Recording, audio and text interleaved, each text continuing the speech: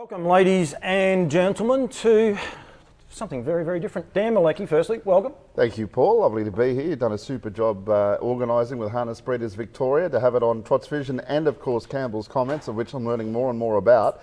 And I'm going to multiple race codes and I'm hearing all about it, seeing you sponsoring in places and doing a wonderful job. And this wouldn't be possible without your involvement today. So well done to you. And it's great to be alongside you and the man on my left as well. Nick Hooper, I knew there was a reason we invited him. That was a great intro for me, wasn't it? Fantastic. That was, no wonder you're smiling, mate. That was the best intro you've ever had. Well, you come out with the hair jokes to start us off, so I thought, well, I better get on top. We're going to have a little bit of fun, as much fun as we can have in a way. We've got quite a big show going ahead. I just might get someone just to, it's on this computer over here, Johnny. It's, sorry, we've just got a feedback happening. It's going to be a very serious show. The awards dinner didn't happen, or the lunch didn't happen. It was going to be in Bendigo today. So we thought on our feet to do it a little bit different because we want to promote what the breeders in Victoria are doing, and they're doing an amazing job, aren't they? Very much so. Obviously, pre-COVID, we used to have a lunch, and that was well attended. COVID's occurred, the world has changed. We didn't get the bookings, and so we've adjusted. Use this time slot, and thank you for you being available, and Dan as well, and hopefully our members and viewers will enjoy the next hour or so recognising some of our wonderful breeders and their achievements over the 2021 season. It's a funny little one. I'll get myself into trouble for this, Dan, but the last date I went on actually was at the Harness Breeders' last awards dinner. I was Kath McIntosh's date. We were discussing it just recently. Wondered where that was going, Paul. Well, Kath's gone. Hello to Marie, by the way. And the gates just got locked, so it's all good. Don't worry. Usually, when you start off by saying I shouldn't say this, you shouldn't say it. That's right. And Dan, I can say that this couch is quite comfortable, and I suspect it'll be where Paul is sleeping tonight.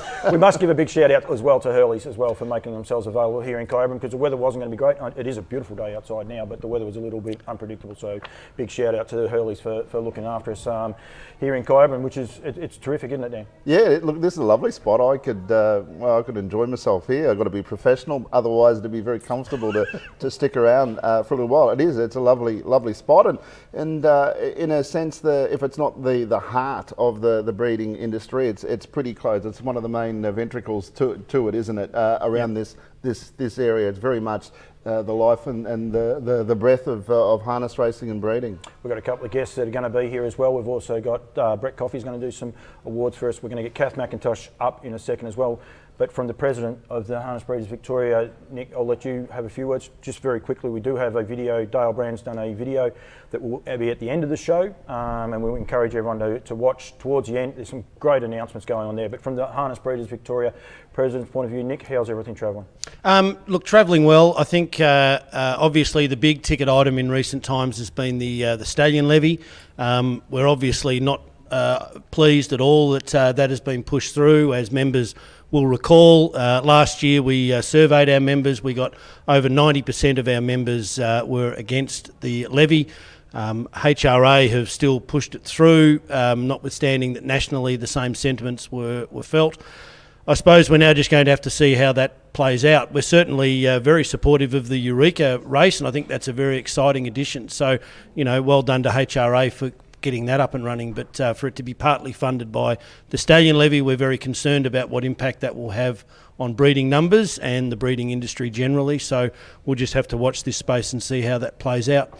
Notwithstanding that, you'll see when Dale Brown talks a little later on, he'll talk about some of the things that we've been working on with them. We know that foals that were born last breeding season, this year's weanlings and beginning of next year's yearlings, will have up to $12,000 in first win bonuses when they hit the racetrack. We've been working with HRV on their programming for mares races, and Dale talks a little bit about that, and you can see that starting to occur through the winter months. There's going to be a substantial increase in mares races. The Sweetheart Series comes up again. I think noms were called for at the moment. There's also been some, and those mares races will be across not only the best races, but also some of the middle and lower tier as well, to give our mares the best opportunity to earn some money, get some good times, get some nice races under their resume, which we think is important going into the next breeding season. Yep, and back to the Eureka race, there's a little bit of, I suppose, clouding, if you like. Some people are saying, people don't want the race. I think most people want the race. It's just the funding model and how that's come about. That's Harness Breeders Victoria. You're not against the race. No, that's right. You're That's actually right. for the race, just the way it's been funded. That's exactly right. If this is to benefit the whole industry, then our view is it should be funded by whole of industry, not by the breeders, and in a way that could have a damaging effect on the breeding industry. So we're very nervous about how that will play out, and I suppose time will tell. HRA believe that it will drive a great deal of demand for Australian bred product if it's true, and yearling sale prices go through the roof as a result of increased demand. Then I'll be the first to pat HRA on the back, but we're just a little bit nervous that won't be the case. Now, I've got to try and stick to my run sheet, otherwise I will get told off from Johnny. The sales toppers, that's what we were going to talk about before we get Kath McIntosh in. Now, we were talking about the sales and the yearling sales, and there's going to be just a little bit of fun from time to time here. I'm sure Nick understands the hat and what's going on. Kath McIntosh is horrified over there. But the sales toppers and the results from the sales just recently were terrific going forward. It's very, very encouraging, isn't it? There's the two sale toppers this year. Yeah, look, sales in generally, the APG sale was a little bit flat, was probably the one sale across the country that was down. But when you're looking at the nutrient sales in Melbourne and also the other sales across the country, there were some excellent results. Absolutely. Now, the APG, it's interesting how it's worked out. One was an APG. The hat is the other one for the nutrient. But Captain Treacherous out of, Dan, this is where you've got to come into it. How do we go? Art de Triomphe? Art de Triomphe. Yeah, see, I would have got it eventually for $120,000, and then the Father Patrick out of the one that I can get out, Un Ballallure. I don't have a problem with it. I don't know why that one works. Un Brown Allure, which means one brown filly. Right, and he ran second last night at Melton, and he was a $170,000 purchase, which are really good. There were higher sales toppers, but they weren't bred by members and also Vicbred eligible. So that's a little bit of how that actually works going forward. We are going to ask Kath McIntosh to come up because she's got some very, very important awards to announcements to make now, if she makes her way up. Yep, you can come up and join Nick because it's fine, Dan. We might just shimmy across a little bit and Kath's a little bit, but because we just we changed a few things on the run sheet. I'll take the hat off for you for the short term, Kath. But you've got some great initiatives to announce for staff and young people going forward. Yeah, so a recent issue of Harness Breeders Victoria is that we want to recognise and develop the people that work in the breeding industry. So I think we want to recognise their contributions, we want to continue to educate them, develop their skills, and therefore retain them in the industry, because I think that's a big issue we have is getting people to work in the industry and then and keeping them there, and then also to create an industry, a breeding industry that is attractive to new people as well. So and in doing that, we also raise the bar on what we do as a breeding industry. Hopefully have more pregnancies, more live foals hit the ground, and therefore more horses racing. So we've developed two awards.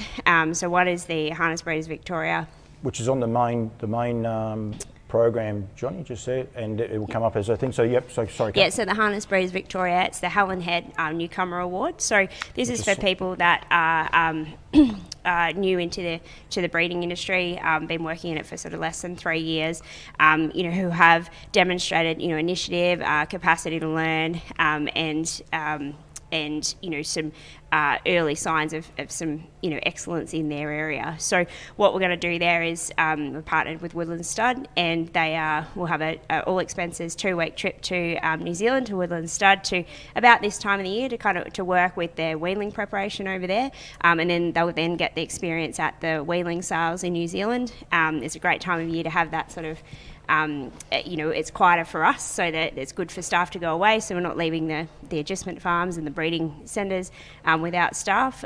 So that's that opportunity. So that's for the newcomers. And then we've got the Harness Breeders Victoria Excellence in the stud employee. So for someone who's been working in the industry for more than 3 years, and that's about, rewarding their contributions, their initiative, their contributions to animal welfare, leadership, teamwork, all those factors that we look at, we really like to see in our staff. So, and this is an all expenses paid trip to Canada, So we'll actually develop it as an exchange program with the Canadian stud. And so they'll go over there and they'll work with a stud there that has stallions and broodmares, so they can see, both sides of what we're doing here, but in the Northern Hemisphere. And then hopefully that will not only foster our international relationships, but we can then bring some of that, what they learn back here, try new things, and it's all about improving our industry and improving the breeding industry as a whole. So that's pretty exciting, and we'll take nominations as the year goes on from breeding centres, adjustment centres, studs, veterinary clinics, anyone who is members of Harness Breeders Victoria and engaged in harness breeding. So yeah, it's pretty cool. It is enormous. I'm fortunate. I'm actually going back over again this year, but I've been to the weanling sales. I think it was last year, actually. It was because of COVID. We were able to get there last year, but I'm going to go this year. It is the greatest eye-opener. People say, I'll go into a weanling sale, and it is the greatest eye-opener ever. What NZB do, and Woodlands and Alaba are the two major contributors to that sale. It is next level. It's a very exciting prize for someone.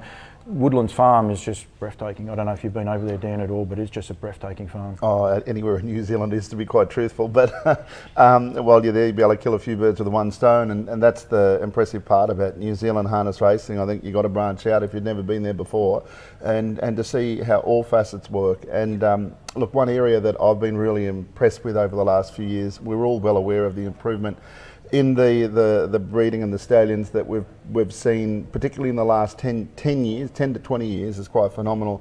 But when you're able to see these horses from the young age, the way that they're looked after, and I'm big on the welfare aspect of those horses in wanting to showcase it to a wider audience, because it was 20 years ago and you would see a yearling foal of either breed, and with all due respect, it was hard to tell what breed they were, but now the harness horses, the standard bred, they stamp themselves. There's no ambiguity into what they are now. They look far closer in resemblance to thoroughbreds than they ever have. And to see them, the way that they're prepared, the way they're bred, the way they're brought up, the love from all of the studs, and I see that transition, and again, with no disrespect, that has come to Australia, and I really think that the birthplace of it all was New Zealand.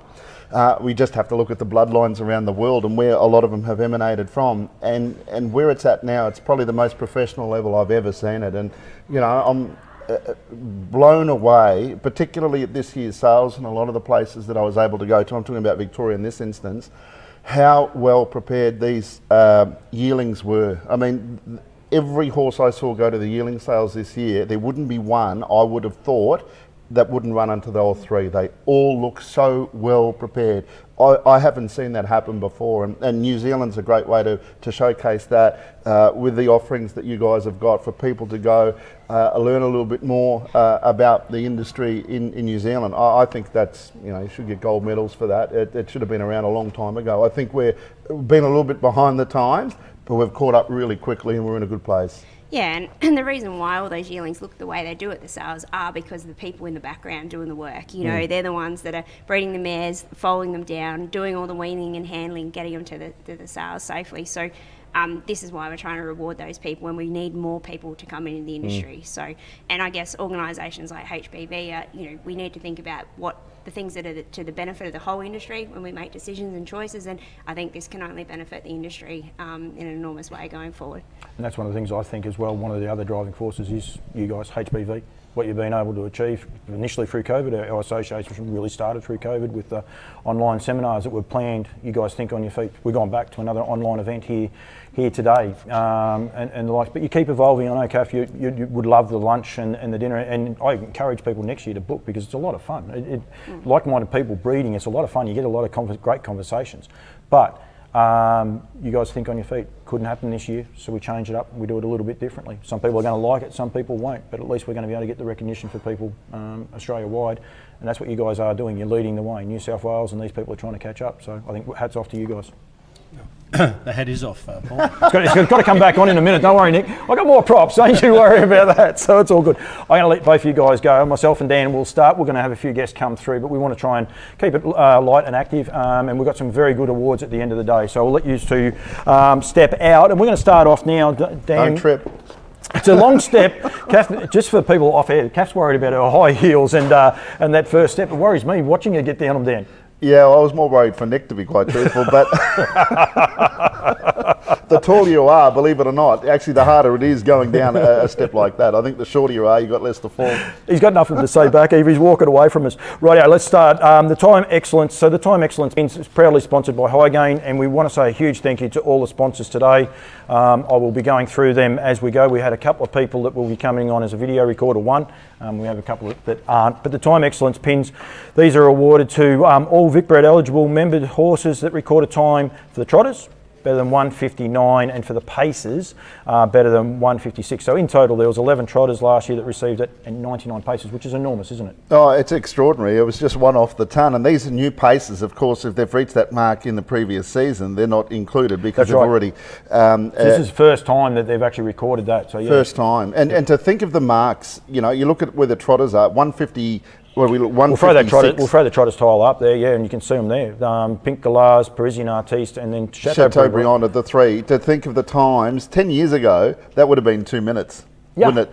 And probably next year it'd even be lowered again. It's extraordinary to think that the trotters have got to this level. But Pink Galars, 154.2, is quite an extraordinary achievement in itself. And remember, the horses and the awards that are available today and will be awarded are from the members of the Harness Breeders Victoria Association. You've got to be a member, and obviously the Vicbred element as well, with the horses that are winning the prizes today. Absolutely, and we'll go to the paces now. As we say, thank you to Highgain as well. But I like me better. I think he won again last night. Or Friday night, I think he won again. So yeah, you're right. Ben Stud Standardbreds, Star Major, a 150.2 by Brooklyn Lodge, who also had pumped the brakes at 150.4. So they're the three fastest that we're putting up. As we said, there's 99 paces that broke the mark for the Time Excellence pins, and they all deserve to be applauded. Yeah, it's extraordinary. It is on a downhill track that's probably only 1,595 metres, but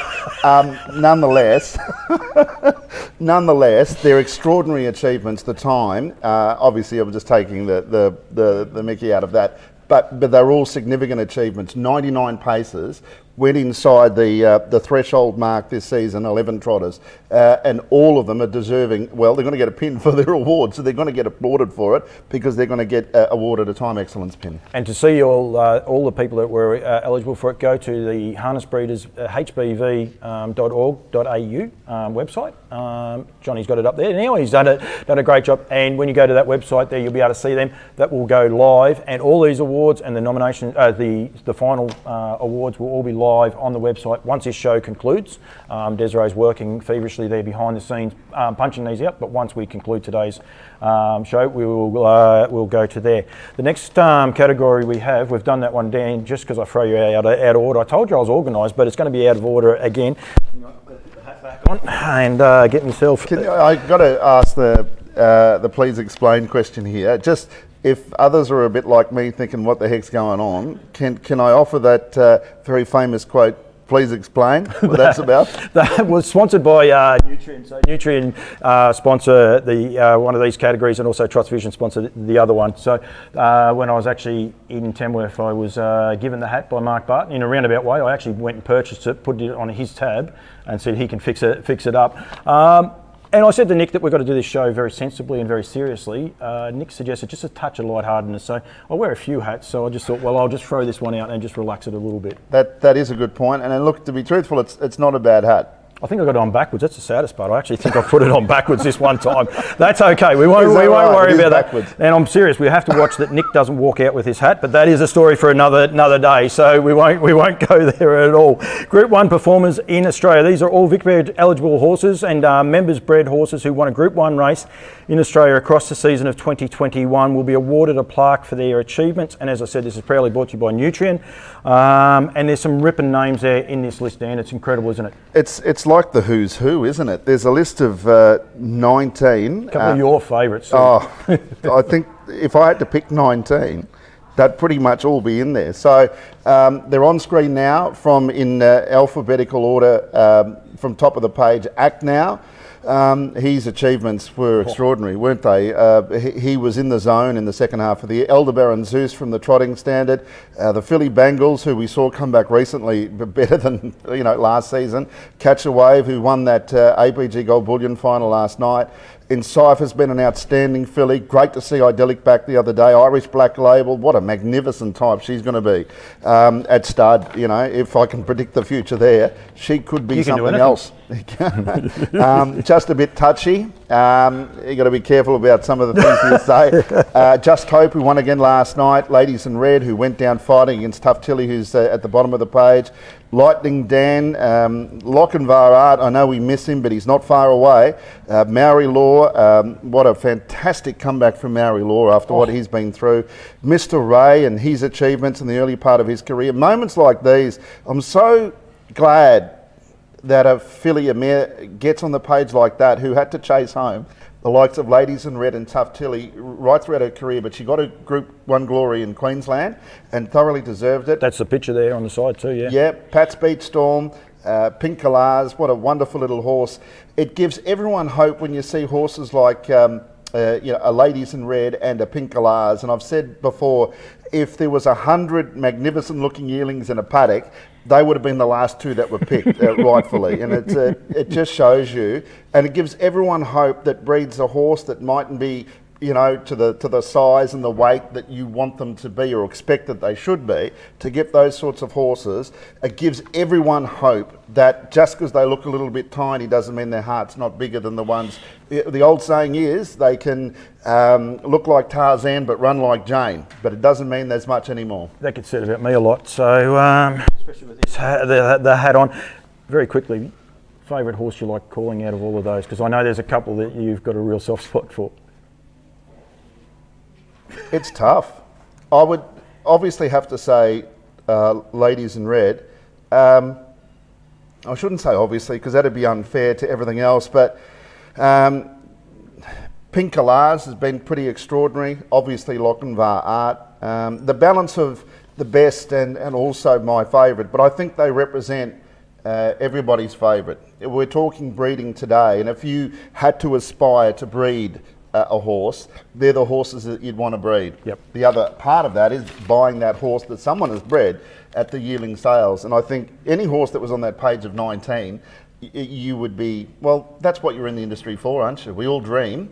And regardless of sex, regardless of size, they're the horses that we aspire to get. But yeah, I'll go with a little girl. I know her colours got lowered last start, and I was so pleased to see Tough Tilly come back. But I think she'll avenge herself, Ladies in Red, and now it's time to take on the boys and the bigger girls and the bigger boys. And right now is the right time to do it, I think, with no Lochinvar Art or King of Swing, and I think she'll hold her own against the very best at the highest level.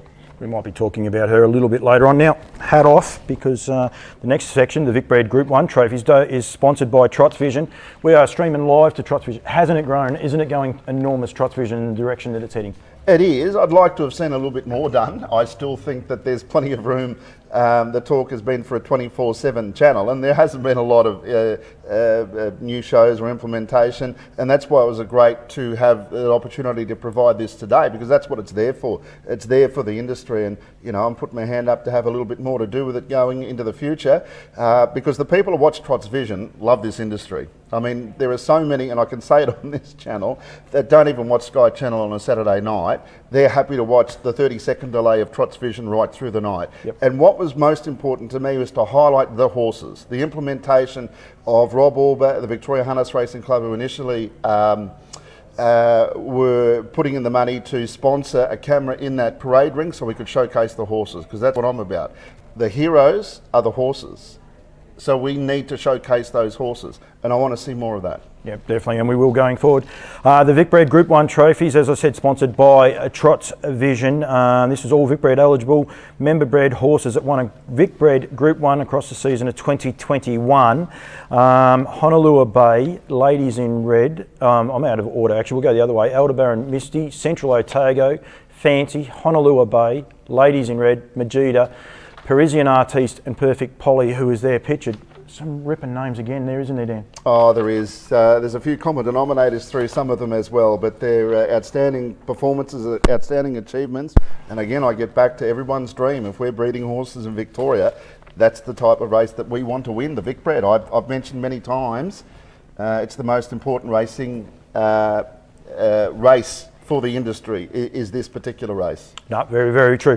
Rightio, now we're going to start the awards. So we will start through these awards, and we're going to roll them through because predominantly Dan, yourself and I are doing majority of them. We will have Kath McIntosh up here. We'll get Kath to start getting herself semi-organised, and also Brett Coffey. But we want to make sure we do, one, I suppose the sponsors justice. We've already got our first horse up there, which is actually the wrong slide up there, Johnny. I'm sorry, I'm not sure why that one's... Now we're right, we'll get off that one. There's something going wrong. Just working through it as we go. You want the trotters first, don't you? We want the 2-year-old Victorian, 2-year-old Vicbred ones to come up. Johnny, is it working? Something's gone pear-shaped. This is what happens. Dan, I'll let you get to talk for 2 seconds. That's fine, I can juggle. There they are. Now we've got it more wanted. Now we're right. So we have got the trotters up, the Victorian trotters up, and our first horse up on screen there is More Wanted by Creatine, bred by Richard and Pauline Matthews. Brilliant little horse. Yeah, a lovely looker too. He's a real hard trying horse, and he's one of the 3 horses nominated for the 2-year-old Colts and Geldings. Yep, definitely. Next horse up is Courage Stride, another for Chris Lang. He's got a great effort here. Emilio and Mary Rizzotti. Yeah, no, it's great to see their involvement with the trotters. They've really picked up in that area, haven't they? And had a lot of success. The Rizzatis with their trotters, and Courage Stride is an outstanding young horse. And then the last in the, must say thank you very much to the sponsors who made all the trophies as well. Renowned Silverware, Cravache Dior by Orlando Vici, bred by Yabby Dam Farms. Yeah, another one, Yabby Dam. I mean, some of these names that are involved here, integral part of the progress that the Australian trotting ranks have made. So well done to Yabby Dam. He's a lovely horse, Cravache Door, and we had a terrific crop and a good even crop of horse. I don't think there was one horse out there anyone thought we couldn't beat, but it was still hard beating them. I'll let you announce the winner. Okay, let's have a look at the winner of the 2-year-old Victorian Trotting Gelding of the Year. And it is Courage Stride by Muscle Hill out of Nightingale Stride, bred by Emilio and Maria Rizzotti. E&M Stride, you might know the name as, in the race book, and they're a pretty famous set of silks, those yellow and blue diamonds. They are. The amount of times that I say Emilio Stride, but I'm lucky I'm not on my own. It's a common mistake, but yeah, a lot of people do it, but they just do a great job. They had a winner again last night as well at Moonee Valley. So, and he loves Melton. How about am I going? At Melton, that's exactly right. Yeah, he loves his harness. He's great to talk to. He's still got that Italian accent, but he's so, and he listens and he watches intently to all the radio and all the TV through Trots Vision here in Victoria. So if you're watching today, and I expect you're a good chance that you are, Emilio, congratulations. Keep up your great work. We love your horses. I have a very funny story about him, but I won't say it here. 2-year-old Pacing Colt and Gelding of the Year. We start with Mr. Ray by Petrock, bred by Ray Walker. Yeah, out of Just Glenburn, over $100,000 in prize money, dominated at Bathurst last year. And remembering, while we're in 2022, these are the awards for 2021. Yep. It can sort of sneak away from you because of all the problems we had with COVID and the new season last year. So in reference, we might be talking about a horse that's now well and truly a 3-year-old, but it's in their 2-year-old year. And Mr. Ray was dominant. And that is the figures underneath as well. Lightning Dan is the next one by Captain Treacherous, out of a horse that is a name that I used to butcher, but it's just been injured. It's a very simple name to say when you know exactly what it is. And what a wonderful broodmare that she has been over quite a number of years now, and has produced another star. Absolutely, she might feature a little bit later on. Catch a Wave is the third of them by Captain Treacherous out of Copper Goodwin. He's a big boy, and he has only been beaten once, so that improvement even to last night where he won the APG Gold Bullion, and he could be anything, and he had a dominant career which was just short of $200,000 as a 2-year-old. Yep, absolutely. And the winner, Dan? And the winner of the 2-year-old Victorian Pacing Gelding of the Year is Catch a Wave, the surfing horse, Hang 10, which is appropriate because I think he's now had 10 starts and he's won 9 of them. Absolute jet. Just a real pin-up horse and a horse of the future. A horse harness racing can pin their hats on. No doubt. He's still got a few things to iron out, and I think that's what makes him so exciting, is what the future holds for him, because I still don't see him as the finished product, and if the finished product is delivered, we've got another Lochinvar Art. So for everyone that's involved there, they'll be hoping that everything resonates in the next 12 months, because he is as about as exciting as what we've got. Absolutely. 2-year-old fillies we'll go to now. We've got the Victorian trotting fillies are up first. This is kindly sponsored by Mini Tube. I reached out to the guys there. I had a little bit of trouble getting in touch with them, but great. All these sponsors, and Mini Tube, essential part of the breeding industry, that's for sure. They supply a lot of the reproductive equipment, so it's great that they've come on board and sponsoring. It's so important in it, the sponsorship here. Sometimes it's taken a bit lightly, but what I can always encourage, and I try to do it as much as I can when I'm calling or through my radio shows or whatever I'm involved with, is to support these supporters of us. You know, the businesses that they've got, reach out to them, let them know where that you've seen their name before, so you can have a bit of better relationship and support the people that support our industry. Absolutely.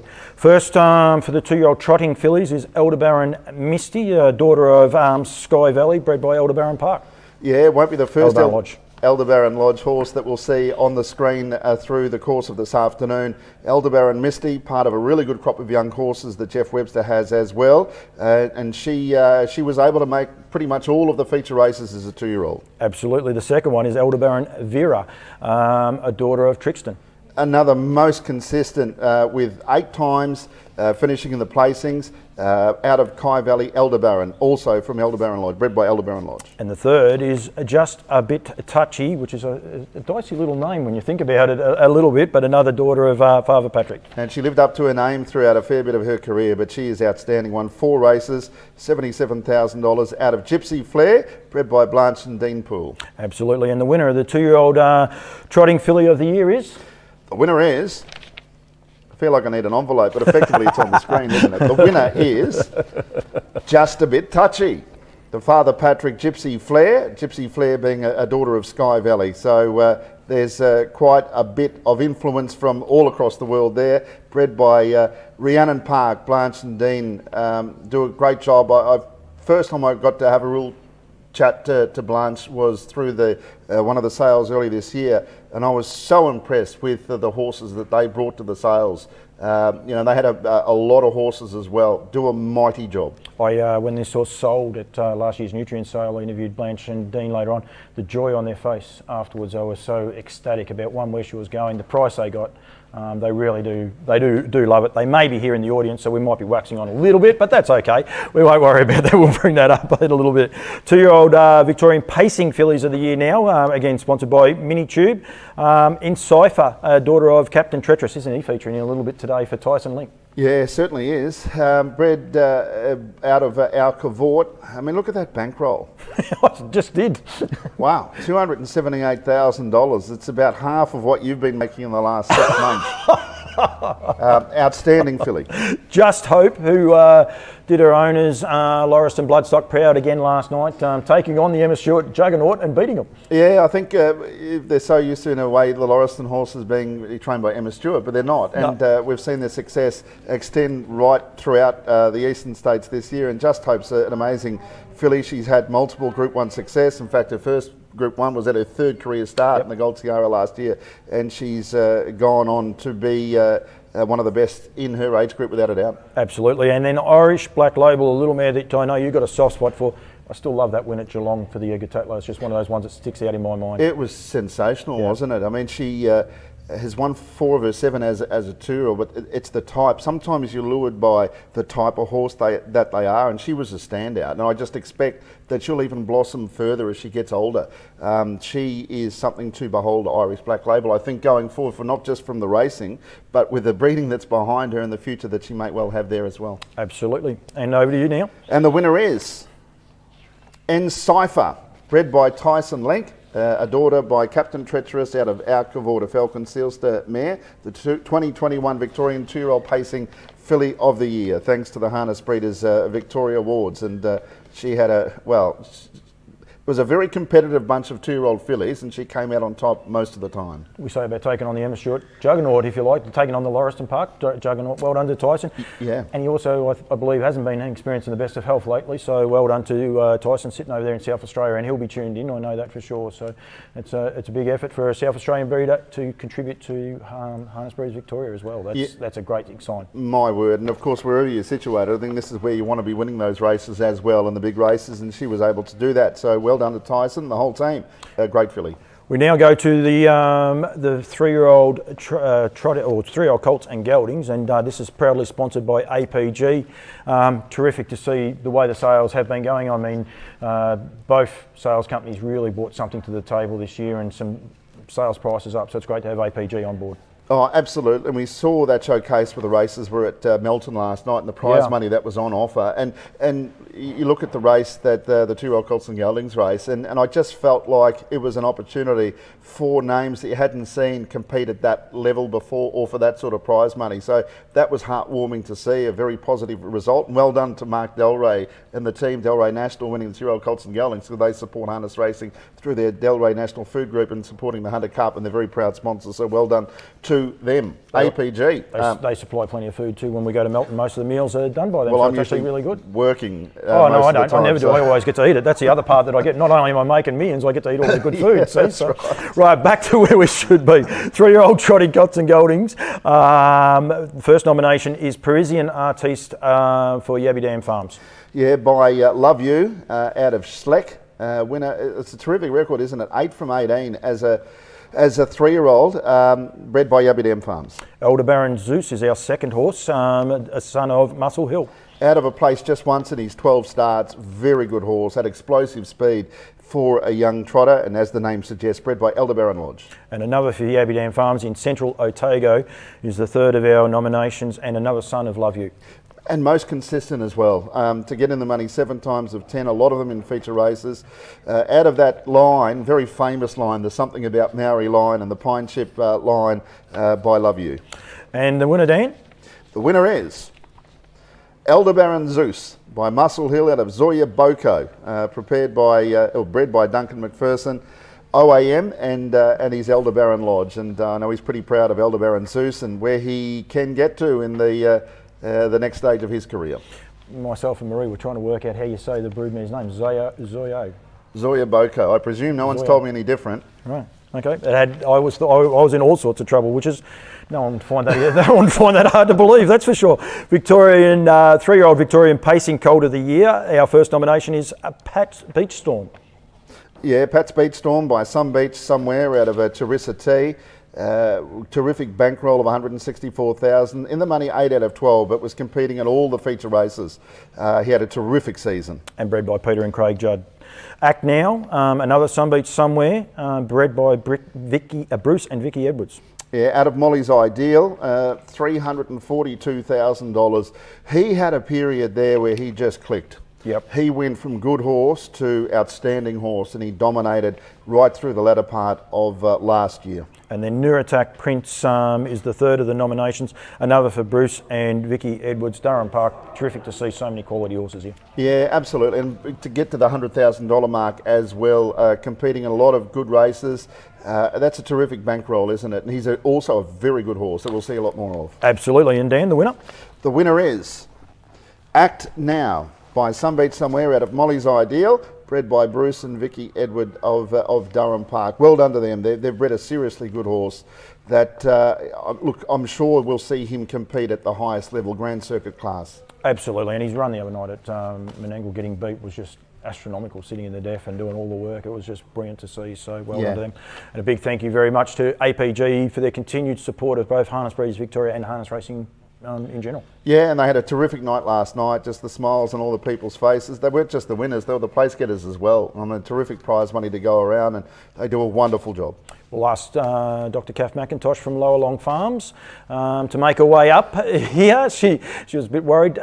She's going to wing this by the looks, Dan, or she's going to ask us for our paperwork. I'm not sure which way this is going to go, but Kath, you're here to announce the Victorian, the 3-year-old trotting fillies. 3-year-old fillies, sorry. Yeah, trotting fillies. And pacing. And pacing fillies, yes. So, so we've got first up is Elder Baron Ursula for the 3-year-old trotting fillies. Yep.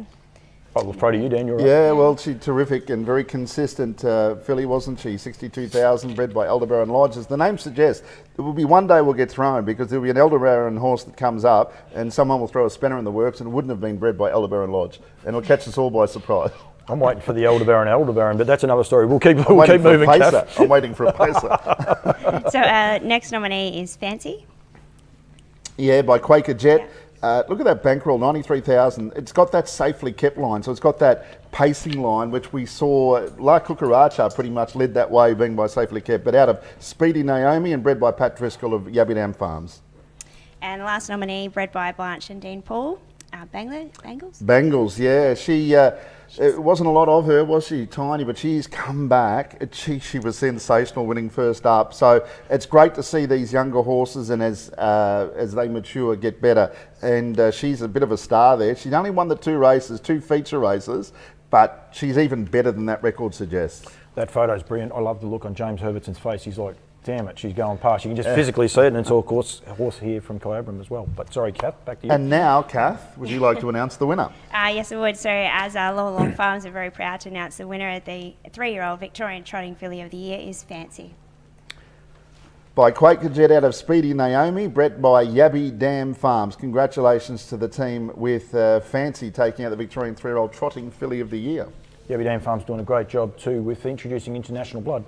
As you said then, safely kept. Speedy Naomi being by safely kept, so they're doing a great little crossover. It's terrific, isn't it? Incredible what they've been able to do. They remind me of a Dr. Jekyll, Mr. Hyde laboratory type situation, and yourself there too, Kath. I mean, what you're able to do nowadays. I know I was picking your brain as to where we're at, the differences between the two industries. I know I'm getting off course here, but if I was fascinated, I tend to think a lot of other people would be too, and just the natural service or covering of a mare nowadays. I think we were looking at it's somewhere down to about 2%, so it's about 98% that is done artificially, which of course is illegal in the thoroughbred world.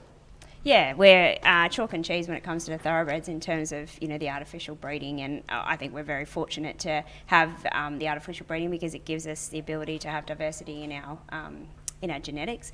We've got access to stallions from all over the world. We don't have to physically bring them down here, and whether it's frozen semen, chilled semen, or embryo transfer, even it prolongs, particularly embryo transfer, it prolongs the life of our mares if they've had issues breeding or traumas foaling. And then on the other flip side of it is we can advance our genetics by breeding some of these race fillies early on and getting embryos out of them. So yeah, we're very fortunate as an industry to have artificial technology. Just before you go to your next one, Mini Tube, we were saying there before, they sponsored there before, and the importance of Mini Tube in the breeding industry. Yeah, so they're one of the biggest suppliers of all our reproductive equipment, basically, whether it's the AVs for the stallions to our AI pipettes and our non-spermicidal lube and all that sort of stuff. So yeah, they are brilliant to work with. A company that's been around for a long time in Australia, and through Alan and Terry Smith. Alan has just serviced our industry for forever, since Adam was a boy, basically, and he's just recently retired, and they have a new general manager in Australia called Dan who's taking over the reins there, but he has certainly got some big shoes to fill from where Alan has left off. I was trying to get in touch with Dan to do maybe a pre-record, but it didn't happen, so... Yeah, I believe he's been unwell this week. And soccer coaching as well, so he's got to do the both. Back to you, Kath. Back to the schedule. We've got to try and keep this rolling along, The 3-year-old Victorian Pacing Filly of the Year nominees. So number 1 is Ladies in Red. So she's... Yeah, well, I just let it go through to the keeper there because I thought, what else can we say? Yeah, speaks for herself there, and and I think this is the special part of whether it's awards that Long Farms sponsors or the Northern Rivers Equine Vet Clinic, is that we've actually had a lot to do with a lot of these horses, in their breeding and foaling down. So it's pretty special to sort of see a number of these nominees on the page. So number 2 is Tough Tilly, who lowered the colours of Ladies in Red, not for the first time last time, but it was great to see her back. She'd had a number of veterinary problems, which clearly have been corrected, and she's come back in super order. Pretty exciting to think what might happen with, I would rate the best bunch of crop of fillies that I've seen in my lifetime. Yep. Yeah, absolutely. They're an amazing group. And the 3rd nominee is Moments Like These. What a undersung heroine she is. I was so pleased for Greg and Jess when she got that Group 1 in Queensland. If anything, for the foresight that they used to try to dodge Ladies in Red and Tough Tilly, because if it was a year that wasn't that crop of fillies that I talked about, this would be the best filly we've ever seen. She would have won everything. Yep. And she made all those finals, and most of the time she had to chase home the aforementioned fillies. But well done with Moments Like These. I think Greg and Jess have done a super job with her. Yeah, absolutely. So Out of an amazing graduate group of 3-year-olds, the 3-year-old Victorian Pacing Filly of the Year is Ladies in Red. By Mach 3 out of Kabbalah Karen B, you'll be able to give her a pat for us, won't you? Yeah, absolutely. She gets plenty of pats with the number of times Ladies in Red wins. And we must say well done to those. The stake money for those 3 fillies in that season is just astronomical. 200,000, 200,000 and 120,000. It's great. And these 3 horses, when they hit the breeding barn, it's just going to be sensational as well. We don't want them there yet, but when they do actually get there, that'll be very good.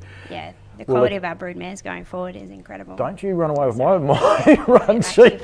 I'm sure I gave you one just there before, Kath, but you'll be back very shortly as Dr. Kath McIntosh. But yes, sorry, Dan. Yeah, well, talking about wearing a few hats, I wonder if she's cloned herself yet, because she wears quite a few hats. She actually, this is a true story, she actually made some hats, but someone has a bouffant that's rather large and the hats don't fit. That's a true story, so they actually don't go out big enough for this head. Oh, well, I have heard people say you've got a big head, but I didn't realise it was actually the size. It's a true story. Size of the cranium.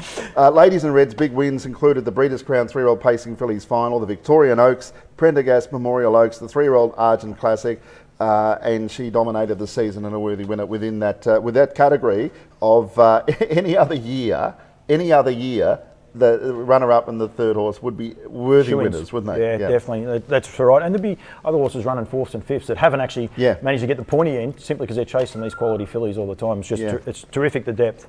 Victorian aged horse of the year, male Entre and Gelding, we're going with, and we're going to start off with the trotters again, Dan, here. This is kindly sponsored by Total Livestock Genetics, which is Michelle Williams, and I'll probably get Kath or Nick to probably allude a little bit more to them in a minute. It's okay when you guys come back on, but thank you very much for their sponsorship and their continued support here with the Harness Breeders Victorian Awards Day. But number 1 is Brownlow Prince, a ripper horse for Chris Finozio. Yeah, he has been a terrific horse. He's had a couple of runs back from a spell. He takes a bit of racing now, but most consistent horse, races consistently at the metropolitan level, bred by Pat Driscoll of Yabby Dam Farms.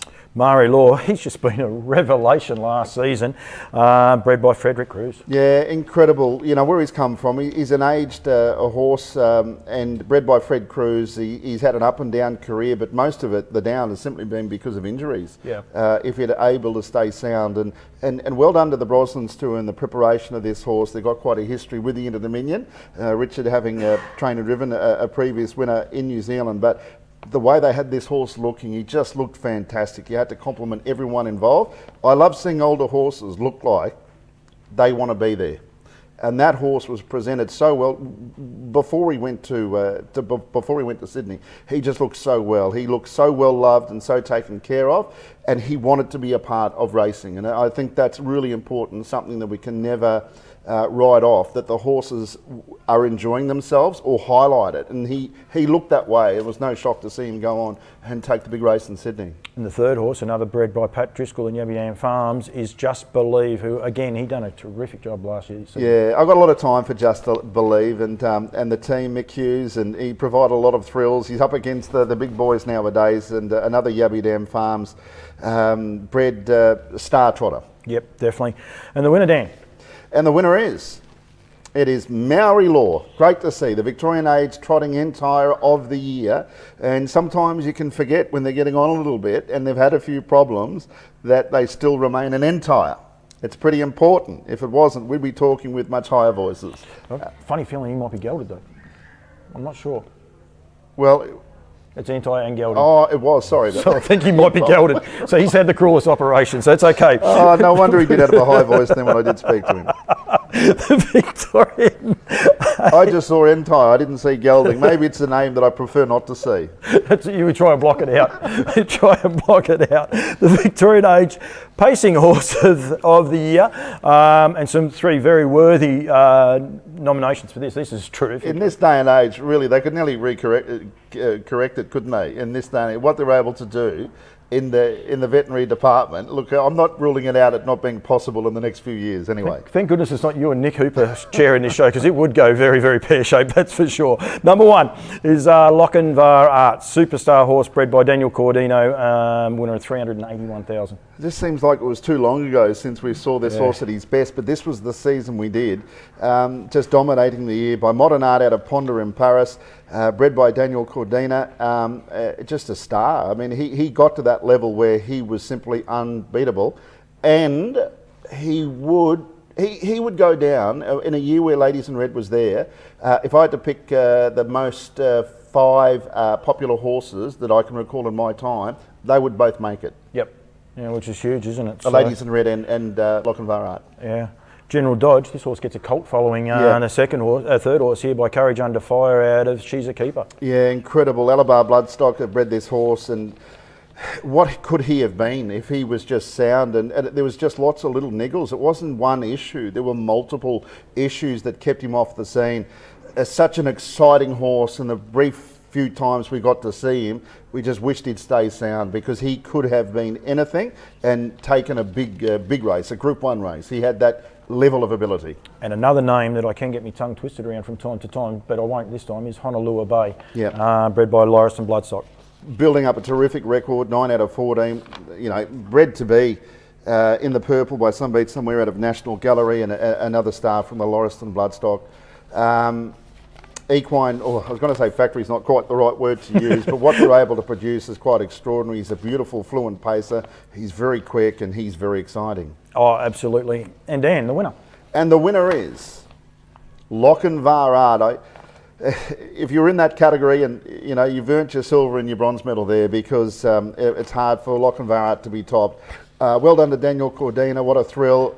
Hope the opportunity is there for the team to see him back. We've got the Inter-Dominion in Victoria this year, and that will be his target. And they've got a bit of time to work on him. And having spoken to Casey Kent just recently, and you know, David will be back then, and they've got a lot to look forward to with a great horse. We're talking about one of the best horses that we've had as a Victorian bred horse for a long time. 3 starts, 3 wins. That's all he had, and he wins it, and I don't think anyone would dispute it. No, and it was the way that he won. You know, it's the swagger about the way that he won. He dominated the very best horses.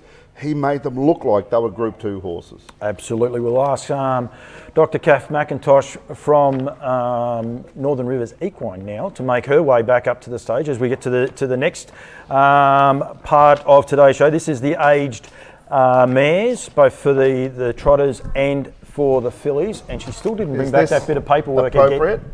The aged mares? You didn't see the email. I know Nick Hooper's over there, and he's like, I can't believe Well, this. I tripped over the entire and the gelding, so least I can do is share that sort of stuff. I might have put a private email out, and I said I dare anyone to mention this, but it wasn't that at all. So no, I Kath. didn't see the If email I'm either. the aged mare, Paul, you're the gelding. Aged gelding. It's the nanny for people in the weanlings in the paddock. This show, we're meant to stay on the straight and narrow line, Dan. You're I meant to be actually the threw person that to do it. up. I know. I threw that, and she collared you, so I feel like I've got out of it unscathed. I know why. I suspect she may have seen the email that I put out. I'm not 100% sure, but it's all good. So, Kath, back to you for the 3 nominees. Okay, so Victorian Aged Trotting Mare of the Year. Firstly, we've got Sleepy. By DeJambro. Actually, I need to get that right. Is it DJ Ambro or is it DeJambro? Is anyone can tell me? It is DeJambro, yeah, which is what I've gone with. Maybe you've just got used to me saying it that way. $95,000 in prize money. She's a lovely mare. I'm a big fan of Sleepy. In fact, I like to do it a lot. And our second nominee is I'm Ready Jet. What a wonderful mare. Gee, so impressed physically with her stature. She is some sort of a specimen.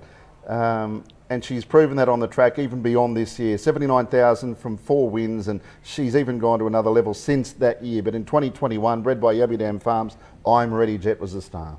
And our third nominee is Pink Glass. And this little girl, who I've said before, there was a paddock full of 100 horses, and I mean nothing negative towards, but she would be the last one there, and yet she'd be the greatest find. Incredible. There's nothing that genetics can do about that when you've got heart and when you've got speed. It obviously doesn't matter what size that you are. $141,000 she earned for her connections in that incredible season. Yeah, so our winner of the Victorian Age Trotting Mare of the Year is that little pocket rocket that you speak about in pink galahs. By Sky Valley, who we know is a star, and I think anyone within the horse racing community can relate to, out of Sweet to Say, bred by Laura Lewis. And for a little girl, she's had her problems too over the last little period of time, and hopefully they're able to be ironed out and we have her back, because we need our stars. We really need our stars. Yep. Yeah, and just another point there, I actually preg tested Sweet to Say last week, and so she's in foal to a full sibling of pink galahs. It's by Sky Valley, and she's up for sale in the Nutrien Winter Woolies sale coming up. So 3rd to the 6th of June. Yeah, so if anyone's looking at buying a nice trotting broodmare, then yeah, Sweet to Say is up for sale. She's getting good at this, and it also has a great Golden Valley feel, doesn't it? Because Sweet to Say bred by the Pangrazios in Rochester. Yeah, absolutely. And Sky Valley at Golden Valley, so yeah, so it's Red Kangaroo would be the name, wouldn't it? Pink galahs to Red Kangaroo or something like that. If it's a big one, if it's a little one, it'd be Red Wallaby. Brett Coffey's going to be nervous by the time he gets on, because you're getting looser and looser as this show's going on. It's going to be a lot of fun, I reckon, by the time I have not had a drink. I had a coffee. I don't know what they put in it, but that's all I've had. Kath, the next section. So now we've got our Victorian Age Pacing Mare of the Year. So our first nominee, which is also bred out of the Golden Valley, is the Pantheist. By Better's Delight, out of Paintball. She won $69,000, but it was her consistency. She'd run a lot of placings, bred by Greg and Jennifer Pell. Yeah, just out the road here, out of the good broodmare Paintball. Our second nominee is Majida. Yeah, Majita's been a star right from her 2-year-old days. One thing she knows how to do is win. She didn't do it as often in that season as she was older, but she had to take on the boys on a number of occasions. Still amassed $171,000. And the breeders at the bottom of the screen there, that would be so proud of this mare who's still going strong. Yep. And our third nominee is Belladonna Girl. The improvement she made throughout the course of the year, it was incredible to make the Group 1 finals that she did. She was poking through in 3rd and 4th in big races, and it was refreshing to see. She only won a couple of races, but she was in a lot of feature races. To get into those Vicbreds and those Breeders' Crown finals and any group race when you've got a mare is so important. She was able to sneak a place or two, and then she improved out of it. She won at 50 to 1 or 100 to 1 one night, didn't she? And I think Robbie Orban might have been tipping her or giving her each way chance. So yeah, he was pretty cock-a-hoop about it. So, yeah, it certainly was. So hopefully the owners got on board as well. But she did a super job, Belladonna Girl. And again, through the course of the summer and the back end of that season, she really come into her own. Very good. So our winner of the Victorian Age Pacing Mare of the Year is Majida. So congratulations to the Johnson boys from the Rock in New South Wales, and I think this is pretty special for them because she was bred, the three brothers with her father, the late Les Johnson. So yeah, well done, boys. Yeah, super year, winning the Vicbred again. A race that she's nearly made her own, and they're the Breeders' Crown 4-year-old. It goes in as a Group 2 when they're 4-year-old, but it still carries the same prestige of winning the Breeders' Crown again, a race series that she pretty much made her own throughout her career. And the Robin Dundee at Group 2 and a couple of Group 1 placings as well. She was the outstanding mare of 2021. And Dan, just from a personal point of view, I must say well done to Harness Breeders Victoria, because the Johnson boys acknowledged on social media the fact that their father was included in the breeding, because he did include in the breeding. He's no longer with them, and it's a bit of a sad thing for everyone concerned. But I think well done to Desiree and everyone behind the scenes, because I think it's a very touching thing. And sometimes it's the little things that make a big difference. Those boys make a huge difference, especially when they're at the race meeting. So they're a lot of fun. I have been threatened to be 6 foot under, put 6 foot under by young Steve one day. So yeah, I did leave the Rock pretty quick. Is that right? Yeah, a bit of fun though. He'll still remember it. So yeah, I've got it on file. If I ever go missing, he's the #1 suspect. Yeah, well that's right. Now that the whole world knows too, that to be 6 foot under and someone so impatient and act so recklessly so quickly, and then they're so patient to put you 6 foot under, you think you just throw a few leaves over the top of you. That way you fine. Right, back to the run sheet, Kath. Thank you very much. We're now going to go to the Gold Awards. Now, these ones we will be taking potentially a little bit of time. Kath's going to walk off with that microphone, but no, we are fine.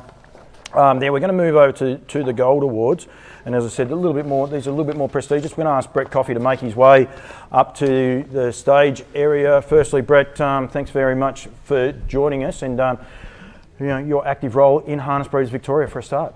Yes, active some of the time, Paul. No, it's great to be here. It's doing great work, boys, so far. And there's no hair jokes when you come up either, which I really appreciate. No, we're not looking too great, to be honest. It's not. Hey, it's not often I win a three-way photo finish. Exactly. Hey? We Well, it's about hair. This is a first. I know. I'm a maiden no longer. You're a 10th winner, Dan. So, no, congratulations. Dan. Very important part of the program. This is all about the breeders and the likes, and an integral part of it is the size, especially with what Alabar and all the studs around are doing. But it's an integral part of the breeding scene, isn't it? Yeah, you can't But have, you can't have it without can't it. have them without it, Paul. So it is pretty integral. But no, it is. It's a very important part of the industry, and we're lucky in Victoria to have access to some many of the world class stallions. So it's Victoria's leading the way in terms of Australia in that regard. Absolutely, and it's an exciting frontier. You've got your own notes, I believe, by the looks on your phone. So the first section we will start with will be for the 2-year-old sire of the year. Yes, and the nominees are Captain Treacherous, Some Beach Somewhere, and Roll with Joe. You can keep going. Okay, You're cool. going good All on your own. And the winner of the 2-year-old sire is the great Some Beach Somewhere. Stands at Empire Stallions, and Empire having 2 of the 3 that featured at the top of the list there. Still looks magnificent, doesn't he? Now, he's definitely a stallion. And doing a terrific job on the whole breeding scene, leaving sons that are just doing a great job as well. He's just he's added so much of a, I suppose, rare dimension to the industry. He's improving it so much. Absolute freak stallion.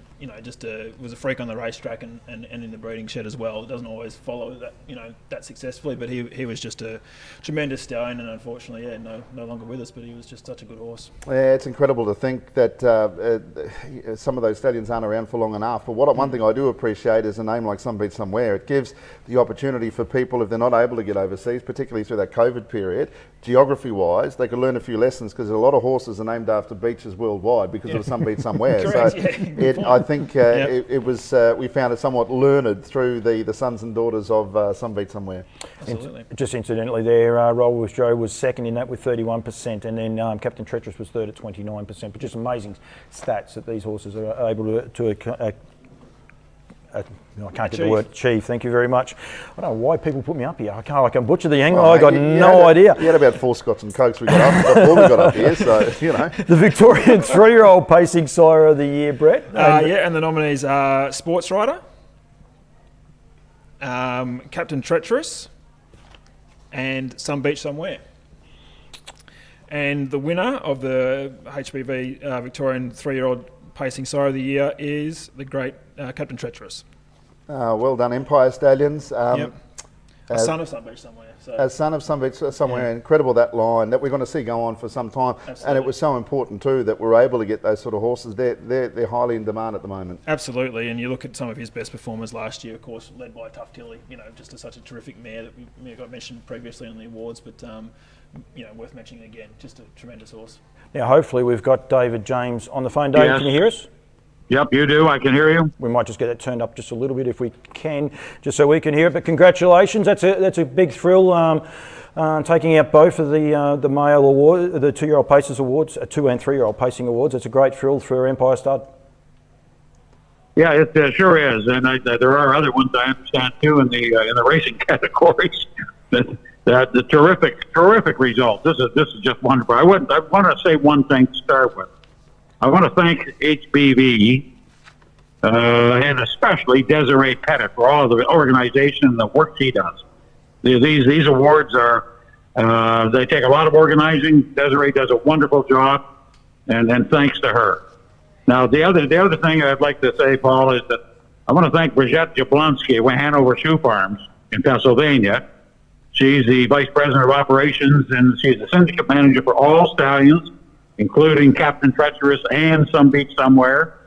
And we have a great working relationship, and she's just been wonderful. And a lot of the credit is due to Hanover, along with Empire and Donna and myself. Dave, you must be very proud of the job that Captain Treacherous has done, but more importantly, like myself and Brett were saying there, with Some Beach Somewhere and what he's done to the breeding ranks in the stallion barn mainly, but also with the fillies across the board. You must be so proud of the job that he's done. Especially both horses. Some Beach, he's now becoming a wonderful broodmare sire. And unfortunately, there's not many of them around. He died in 2013, in 2018. And but boy, I tell you, his broodmares, you can take them and breed them to first-class stallions. You're going to get performers. He's a wonderful broodmare sire. And Captain's just getting started. Absolutely. He's barely even touching anything right now. He's only 11 years old. We've been taking the tact of not breeding large books to him at the request of the syndicate that owns him. So he's done a magnificent job from a small number of foals. And it doesn't matter whether it's 2 or 3 or 4. His oldest crop are only 4, of course, this year. He's doing a magnificent job. Last night, I think we had 5 captain winners and 2 or 3 some beach winners on top of several others. In any case, we had 10 to 15 winners at 4 of the big racetracks last night alone. No, thank you, David. Thank you very much for joining us, and thank you for your continued support of harness racing with Empire Stallions and what you guys are doing. So thank you very much for joining us today, and congratulations. Thank you. David James, something a little bit different because people can't get here, so I mean that's the way the technology works, but it is great that we can get in. Well done to you, Paul, for getting that right first time. What did I do? Well, you got some technology to work first time. Amazing. We were both shocked. Did we get an award? Have we got an award for that? Or is there... Okay. Right. Is it my time to exit or what? Are you back on later at all? Or? No, thanks very much, boys, for the job you're doing today. It's fantastic. Oh, no, and thank you to Alabar and the continued Much support appreciated. and the changing demographic. I suppose it's an exciting frontier from 2 sides of the border, I suppose, with the Vicbred Pure and the way you guys have gone about it. Absolutely, yeah, for sure. And no, it's an exciting time in Victoria, and we're just happy to help sponsor HBV because we know they do such a great job, headed by Nick and Desiree and Kath and Morris, and it's just a great team we've got there. So it's really pleasing.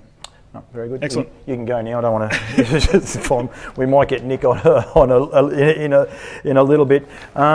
I told you I'll wear a few hats, Dan. I had to get this one ready too, because we're deputising for Harasta Trotters or Yabbydam Farms, which this hat is here, with the trotting section, which is just growing in leaps and bounds, isn't it? Oh, incredible. I can't believe any sport, any industry, anywhere else in the world, and I'm including sport, that could have progressed in the way the trotting ranks has, particularly in Australia over the course of the last 15 years.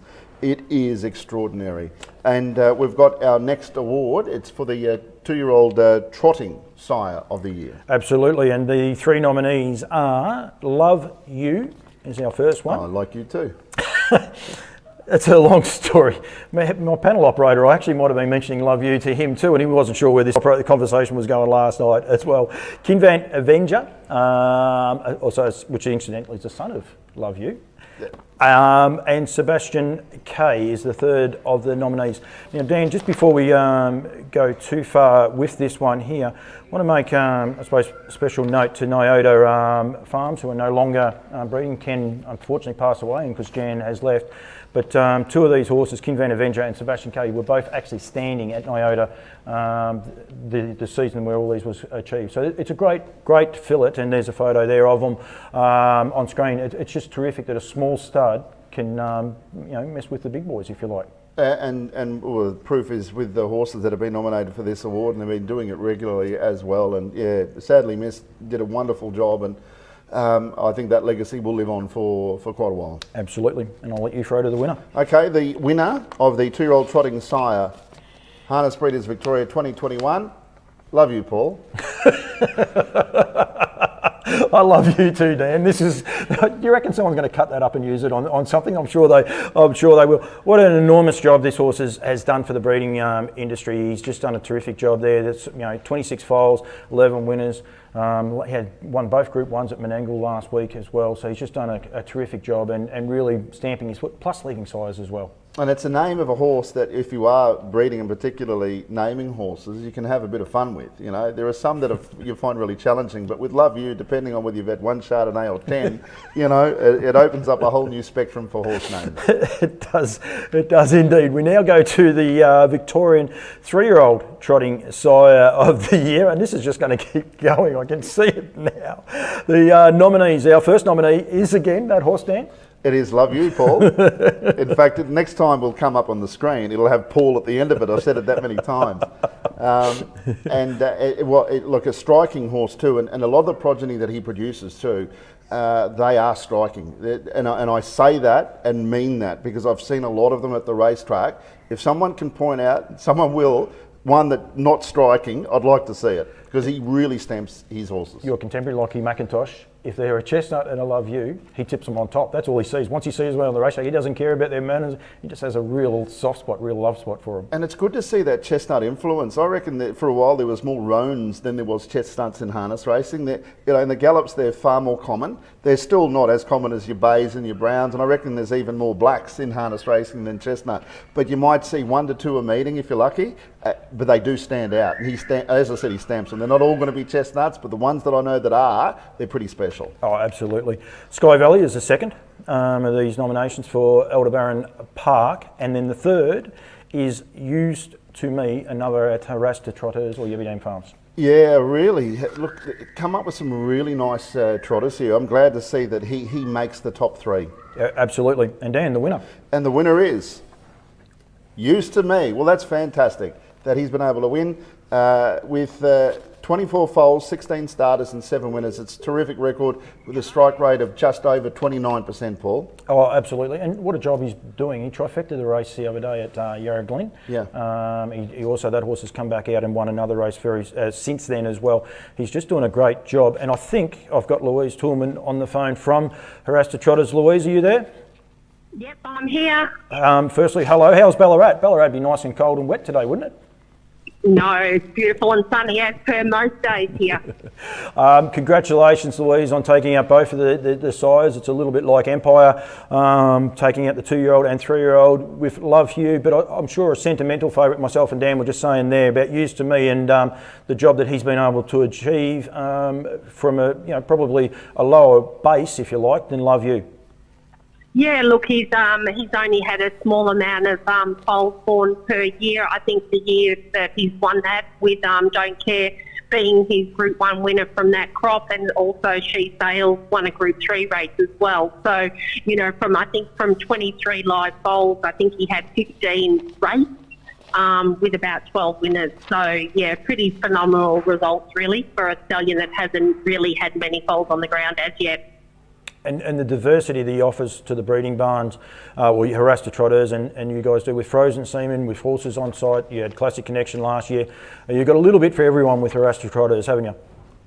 Look, we're Harasta Trotters is, like our motto is, join the French Revolution. But, Pat is attempting to try to bring the best bloodlines from Europe into Australia and New Zealand, so people have the opportunity to breed to the best in the world. No, absolutely. Congratulations, well done. I believe Pat might be overseas, is that right? Yeah, he's over in Canada at the moment, and, just keep tuned. You never know, we might have some pretty exciting announcements when he gets back. He's just chasing the warm weather, Dan. Yeah, maybe, but if you can afford to, why not? Absolutely. Congratulations, Louise, and thank you very much for your sponsorship here with Harness Breeders Victoria. No, thank you for the opportunity, and, we'll be there for a long time, and, we want to just wish, the people that have got their mares in foals to our stallions this year all the best for the upcoming breeding season, and please don't hesitate to contact us with our stallion roster we got this year. No, thank you very much for joining us, Louise. Well done, and enjoy the sunny Ballarat weather, which is a lie. I know that for a fact. Oh, no, I disagree. I go to enough racetracks around, and I stand up for Ballarat because in my podium of the 3 coldest places I work at, Ballarat doesn't make it. And it might surprise a few when I mention them, and I've got no problem with hiding which ones they are, but Ballarat does not make my top 3 for coldest places that I work at. Thank you very much, Louise. think Louise might have gone. It doesn't matter, I hung up on her. Well, she knew what I was going to say anyway, you see, so. Brett Goffey says, I've got everything, got technology going okay. Well, I know how to use that red button. You just hit the hang up. It's a wonder I haven't had a scam call today, so that's something different. So, Dan, we get to have a little bit of a breather with our next section. The next section we're going to announce is the Gold Awards for the Trotting Broodmare of the Year. I offered this to quite a few people, but Duncan McPherson has kindly taken up the offer, and he's going to, we'll listen to Duncan's speech now. Paul, Dan and Harness Breeders Victoria, pity I can't be there in person, but it's always great to tune in and extol the virtues of the great work that Harness Breeders Victoria do. It gives me great pleasure to accept the award for the 3-year-old Trotting Colt or Gelding of the Year, sponsored by APG. And that award was won by our horse that we bred, Elder Baron Zeus. He's a Muscle Hill out of one of our Swedish import mares. And ironically, he was APG are the sponsors, and ironically, he was presented for sale at the APG, and we actually couldn't get a bid and couldn't sell him. So he was passed in. So good things sometimes come out of a sale when you don't expect it. I'd also like to congratulate the other finalists, Parisian Artiste and Central Otago. Both horses gave us a pretty rough time during the year in various races, and particularly Parisian Artiste. I think he's a horse of great potential, and we look forward to taking him on in the 4-year-old year coming up. The other reason that we're here representing Aldebaran Park today is to present the Harness Breeders Victoria Trotting Mare of the Year, a very prestigious award, and has no doubt been won by illustrious mares over the years who have left countless trotting progeny, all who have graced the track with great success. This year's 3 finalists are the following horses: Schleck, Steffi J, and Gypsy Flair. And it gives me great pleasure to announce that the winner of the Harness Breeders Victoria Trotting Mare of the Year is Gypsy Flair. Congratulations to the owners of Gypsy Flair. And it's, again, quite ironic because Gypsy Flair is by our resident stallion, Sky Valley. So he's not only doing a job on the track with his progeny, but he's now stamping himself as a broodmare, a dam sire broodmare. So congratulations, Gypsy Flair. On behalf of the team, Melinda and Danny at Aldebaran Park, we enjoy Harness Breeders Victoria. We enjoy the camaraderie of all the people, and I hope today is a wonderful day for all those. Celebrate in style. Stay safe, stay healthy. We're hot to trot at Aldebaran Park. Thank you very much. Thank you very much to Duncan McPherson. Just a little bit of technology that worked again. I don't know if Brett saw that or not, but I'll have to point it out to him, that's for sure. Yeah, well, at least you're doing it. We're comfortable now that you're pressing the right buttons. That's always been something, a box you need to tick early on. I had the pleasure of going to Aldebaran Lodge there to have a look at the genius at work. You know, what Duncan's been able to create, and is, you know, we need their support, but he is a more than integral part of the changing landscape of the trotting, and he's very passionate, which fits into the trotting industry. Who isn't? But I was really impressed with how he goes about his business and the style that he runs it, and you know, it's easy to see that he's having the success, but also the foresight that he's got.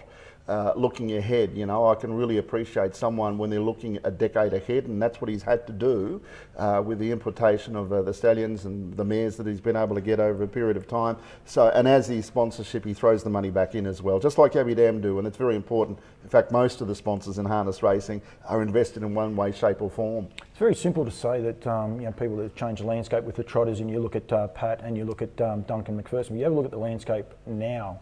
Alabar Farms, the amount of trotters that they're standing, Kath McIntosh with Lower Long Farms, the trotters that they're standing, Dina Blanche Pool, they don't stand a stallion. The mares that they've got, being able to go over there and look at their yearling draft and what they've got, the way it's changing, it's so exciting in Victorian harness racing, the way the trotters are going. Yeah, well, Rhiannon Park has a Gypsy Flair, the award winner there, and it is, but you've got to, you know, and it's changing quick, which makes it exciting for the people that are involved with each of those horses. It doesn't get as bland. They need to stay proactive. They need to be competitive. I think it's a great thing, and they are, and they're enjoying it, and that's obvious with the horses that they're producing. The quality inbreed of horses, not just because the pedigree page says, oh, it's by a good sire out of a really good mare, they are looking the piece as well, you know, and it's the pride where all of the organisations, to be competitive, you've got to have that pride. You've got to showcase that love. That's something that just can't be taken for granted. It's obvious when you understand horses, you understand the horse racing industry, you can see where the love is. Yep. And there's a whole lot of it in harness racing. No, it is very, very exciting. And the next category we have to go to, Dan, is the pacing Broodmare of the Year.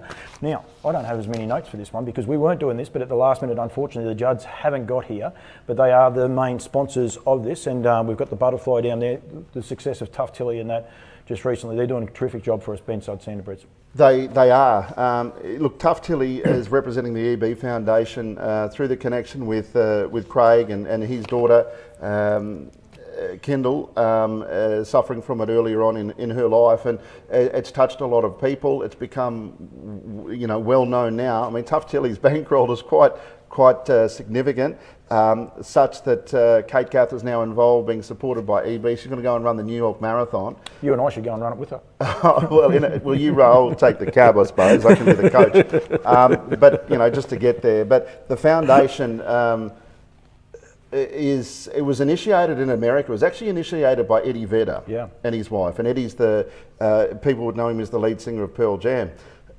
Just happens to be my favourite band. But anyway, there's been messages that have gone to Craig from Eddie and his wife when Tough Tilly has raced, and also Come Say Hi, which was named after a song that Eddie did for a young kid that was suffering from EB. So the tie-in there is significant. We can see the little butterfly that's on the page there, the black and green. So to see Tough Tilly come back, it was more than just a really good horse coming back. It is continuing to highlight and support a really worthy cause that is not just Australian, it is worldwide. But Kate's going to go over there, supported by EB, to run the New York Marathon, which is in November, in the early part of November. I think it's Melbourne Cup Week that it is. So it's something that I think we're all aware of now. Very touching tributes and stories that have been involved and still is around at the moment with the horse that was named after young Tilly Wilkes as well, and still, I mean, she's going here to leaps and bounds in a very difficult world as we see it. They probably don't see it that way, but they're, I think, all of our inspiration. So as much as she lowered Ladies in Red's colours, I was so happy to see Tough Tilly back, and the way she ran last week in Sydney, we're talking about a mare that might be at the top of the tree for the next couple of years. Yeah, and then the fact that they got her back too, because it looked like she wasn't going to be probably back as effective, and she clearly dispelled that rumour the other day. Yeah, she lived up to the name of the toughness of the people that are suffering with EB. Can give the cat out of the bag. She may feature again here in a very short time, but the three mares in question are, firstly from the top, Cop, a good one, who's just done a terrific job in the broodmare barn. People would be horrified if they stood back and thought cat in a bag. In this day and age, we probably shouldn't talk about that. Cop, a good one, is a 48-17. 48 starts, 70 wins. Now that is some sort of 48 starters for 17 winners. Which is quite extraordinary. Five runners for 5 winners. Sorry, what am I looking at? 5 runners, 5 winners, yep. And I'm not sure about we won't worry about that one, but she's a Christian Cullen mare, done a terrific job. Yeah, sure. and amazing what Christian Cullen's done, and we're going back to the end of last century, when he was dominating in the late 1990s, so it's great to see that name still around. Long-term members from Harness Breeders Victoria, Perfect Life is the next one, offered up for Craig Cameron and Peter Gleeson. Yeah, incredible 4 for 4. A live or die mare, and that toughness that comes through a typical, what we know as a Kiwi horse or sire that obviously we've been able to get a part of, and he's been very much a part of that landscape there. So Perfect Life, our second nominee. And the third is Ben Injured, of course, the mother of Tough Tilly, amongst others. Yeah, well, that cat is out of the bag, just in case anyone's, worried about animal welfare or whatever. It's well and truly out of the bag. So, what an illustrious career as a broodmare Ben Injured has had. Yeah, and Lightning Dan, he featured earlier on with the 2-year-old colts as well, so done a great job. And the winner, Dan, for the pacing broodmare of the year is Cop, a good one.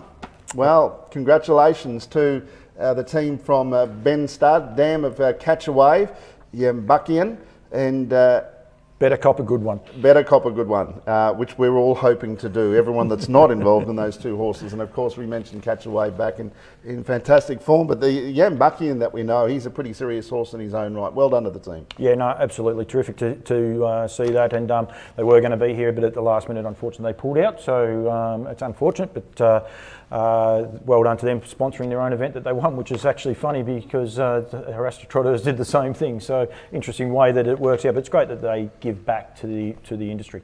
Oh, they do. They got one of the most impressive harness racing studs that I've come across. It's just serenity and quality associated with Ben Stud, which is, you know, something that I think everybody tries to create. And along with your bars have been such a part of the breeding landscape for a long period of time. And the association, or the common denominator with both of the aforementioned, is quality. Absolutely. Now, Dan, I caught up just recently with Tony Britt just the other day. Tony would have been at the luncheon, unfortunately couldn't be there, but he wanted to, I suppose, I'll actually throw to the video, might be easier. I'll get my tongue twisted in no uncertain terms, but it's in relation to Rod Pollock. Thanks, Paul and Dan. I'd like to say a few words about the awarding of a posthumous life membership to Rod Pollock. I first got to know Rod Pollock in the early 1990s, during the time when he was the chairman of the Victorian Harness Racing Club. You could always find him in the members area on the second floor at Moonee Valley. He used to greet me with a smile and a handshake. As he did with everybody he met, he made everybody feel welcome. I got the impression, and I think that I'm right, that he and wife Anne were often the first to arrive on the second floor on a Saturday night and often the last to leave. Rod is a life member of the Victorian Harness Racing Club. Rod also served as CEO of Harness Racing Australia between 1997 and 2008. He was largely responsible for the introduction of rules relating to TCO2 thresholds, and he reviewed and secured agreements for an updated version of the rules of harness racing. In terms of the breeding sector, while he was with Harness Racing Australia, Rod was instrumental in the introduction of DNA parentage verification of mares and foals, and for securing contracts for DNA testing at very attractive prices. And the industry has benefited considerably over the years because of those contracts. He also oversaw major upgrades to the industry's IT systems and stud book database. Rod was also Chief Executive of the Inter-Dominion Harness Racing Council from 1997 to 2008, and presided at and helped organise the World Trotting Conference that was held in Sydney in 1999. He was awarded life membership of the International Trotting Association for his contribution to harness racing at an international level. Rod also received Harness Racing Australia's Distinguished National Service Award in 2008 for his contribution to the harness racing industry at a national level as an administrator. Rod served as a member, importantly, of the Victorian or Harness Breeders Committee from approximately 2008 to 2015, and he served as HBV's secretary for several years during this period. It was well known that the letters that Rod drafted were never short on detail, and they were always, and not always, those that received them were not always pleased with the detail and the challenging comments that Rod included. But that was Rod's style. He never held back. Interestingly, often with a smile, Rod referred to Harness Racing Victoria as the dead letter office because of their slowness back then to respond to his correspondence. As a HBV committeeman, he recruited the association's executive officer, Desiree Paddock-Keating, and he also led the revision of HBV's constitution. I've been involved with harness racing committees for over 30 years. it's often been hard work. This was not the case in the years when Rod was a member of the Harness Breeders Vic Committee. He, along with a number of other colourful committeemen, including Ian Kitchen, Des McQueen and John Campbell, made the time go quickly. I look forward to attending HBV committee meetings because the repartee between committee members was so entertaining. Rod was ahead of his time in terms of the breeding of trotters. He bred over 100 trotters in his career as a breeder, including Regal Ann, the winner of the 1999 New South Wales Trotters Oaks. In terms of Rod overall, he certainly enjoyed harness racing as a spectacle, but more importantly, he enjoyed the company of people who were involved in the harness racing industry. They were his kind of people, down to earth, hard working, easy to talk with, each having their own unique story. More than that, Rod was a gentle person who cared deeply for his wife Anne. He was extremely loyal also to his friends and to his colleagues. I'd like to acknowledge Rod's wife Anne just for a moment. She supported Rod throughout their married life and tried her best, with mixed success, to keep Rod in check. They were a great couple, with Anne's calmness complementing Rod's at times boundless energy and enthusiasm. Rod Pollock is certainly a deserving recipient of Harness Breeders Vic's life membership. Thank you. Now we're back. Dan, I asked you just there before we come back onto air, did you know Rod Pollock? And you said yes. Yeah, like right from the very early days that I got involved with harness racing, Rod was in a number of different areas, as Tony was explaining to us, whether it was through the Victoria Harness Racing Club or his just general love of harness racing, would be there as a fixture every Saturday night. You know, the days I'd be going at Moonee Valley, it was I don't think a race meeting went ahead without having Rod's involvement, and through the Australian Harness Racing Council, and he put a lot into harness racing. His heart was certainly there. Sad the way that it had to be done. I'm sure that Tony would have loved to have given him life membership in person, would have been a much nicer way, but still the recognition is great, and it was good to catch up with Tony as well, and get out there and see him. He was a little bit frustrated that it wasn't at the Bendigo Pottery. He was looking forward to it, Tony was. So anyway, that's the way it goes.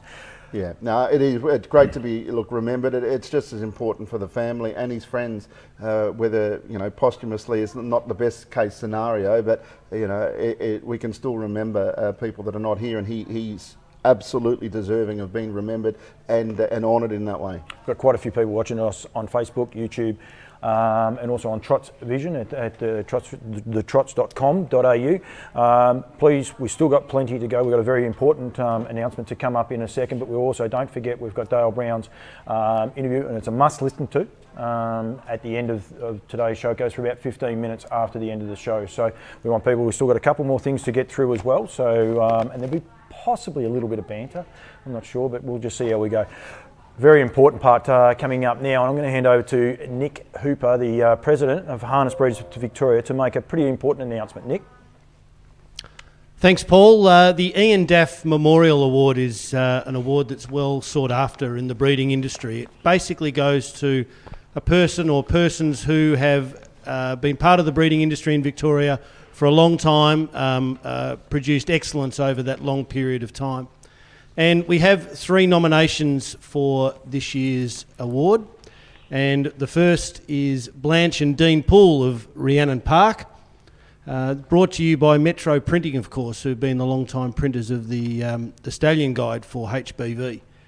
The next nomination is Pat Driscoll from Yabby Dam Farms. And the third nomination is Ian Kitchen of Macrae Lodge. But the winner of this year's Ian Daff Memorial Award goes to Blanche and Dean Poole of Rhiannon Park. Congratulations to them. And we have Blanche and Dean here with us. And Blanche, coming on in left of camera, congratulations. Here's your award. Well done to you and the family, because it is a family affair. That's correct. No, it's very overwhelming. And when you look at the other nominees, I'm very humbled that we've been given this award. So yeah, thanks so much HBV, and thank you to Metro Printing for the sponsor of the award. So it's awesome. Now, you and the family have had a long career. You started at Alabar back in the day, and you've been at Granada Park with Graham and Helen Head. Great formative years for you, I'm sure. Yeah, that's right. So started Alabar in 1990, so yeah, I've been doing it for about 32 years. Just went through lots of different studs, building up my knowledge and expertise.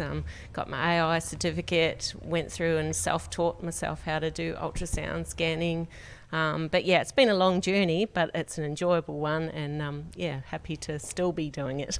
So you set up Rhiannon Park in 2006, so you've been doing it now for 15, 16 years, Yep. and growing from obviously small beginnings to quite a big operation now. Yep, that's right. And look, I can't do it without the support that I get from my husband Dean and my family. Like, it's a family-run business. Like, Dean's sister comes and helps us with the yearlings. So yeah, it's a great time that we have doing it. We love doing it, and it's certainly nice to be recognised for something that we love to do. Well done, and I suppose some of those efforts recognised earlier today with an award or two and a nomination or two. So Yeah. your crew did a great job, and congratulations, and Thank you. look forward to continued work out of Rhiannon Park in years to come. Yep, great. Thanks, Nick. Good on you. Paul, back to you. Thank you very much, Nick, and congratulations to Blanche. The Pools do a terrific job. I've been fortunate. I wear many hats. I've got another one ready to put on in a sec. but I quite a few things with the videos and the likes and video and the yearlings, and it is a full-on family show. Dean and Blanche get a lot of the mentions, but also Caitlin this year, she paraded vast majority of the yearlings. She did have a handful with a couple of them. She won't mind me saying, but it's just great. It's what harness racing's about. We say we want young drivers and trainers coming through.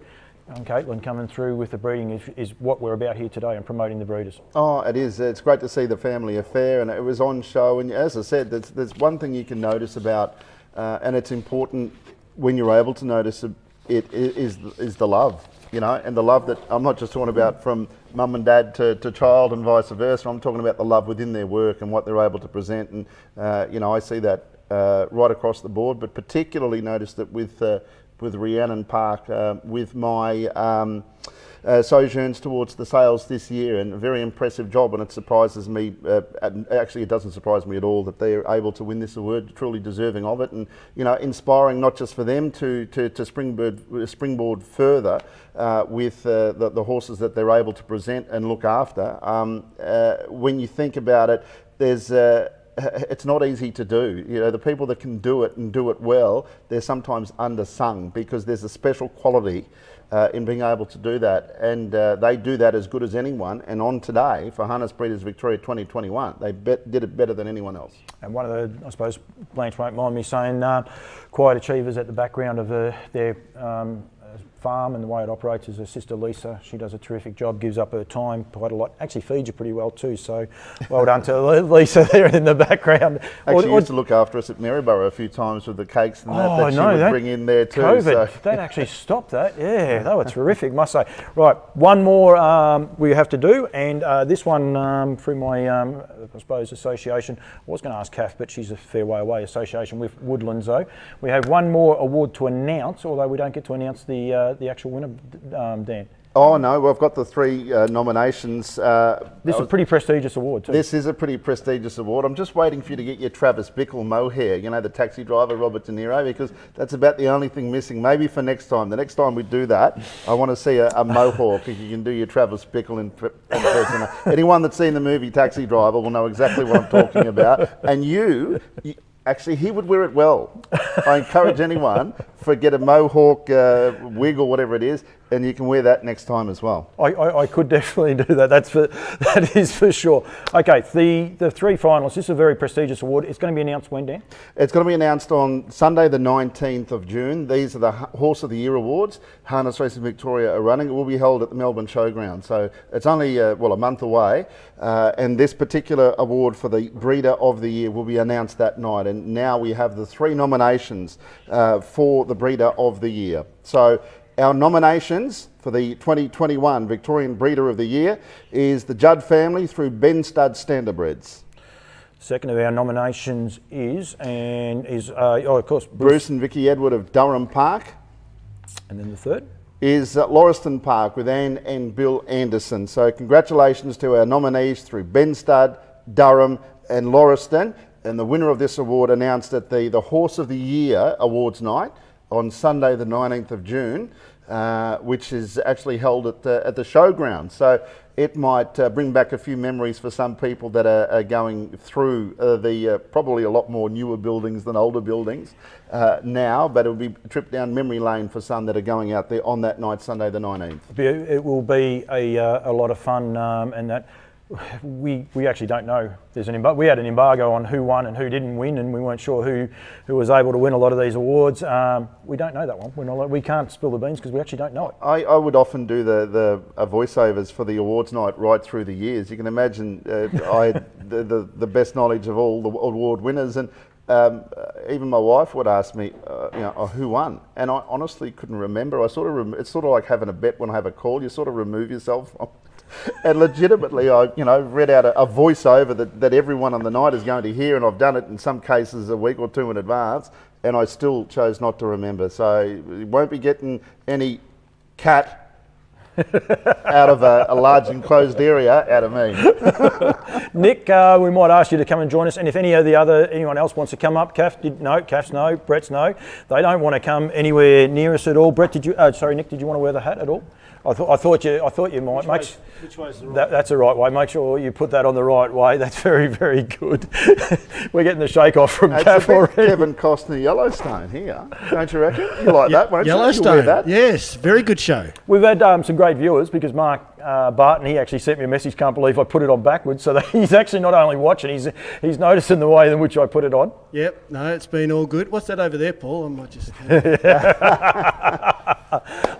It's a bit of a wrap for today. It's been terrific. Great to have the Pools come here, and as I said, a generational thing too with Caitlin being involved. No, very much so. I think it's gone well. I mean, obviously looking for feedback from our viewers and members as to how they've felt that it's gone, but well done to the two of you. I think we've got through a fair bit in a bit over an hour and a half, so some really deserving winners and some great breeders recognised. Absolutely. Just a couple of things off the Facebook. Alex Hurley was watching and encouraged Stride.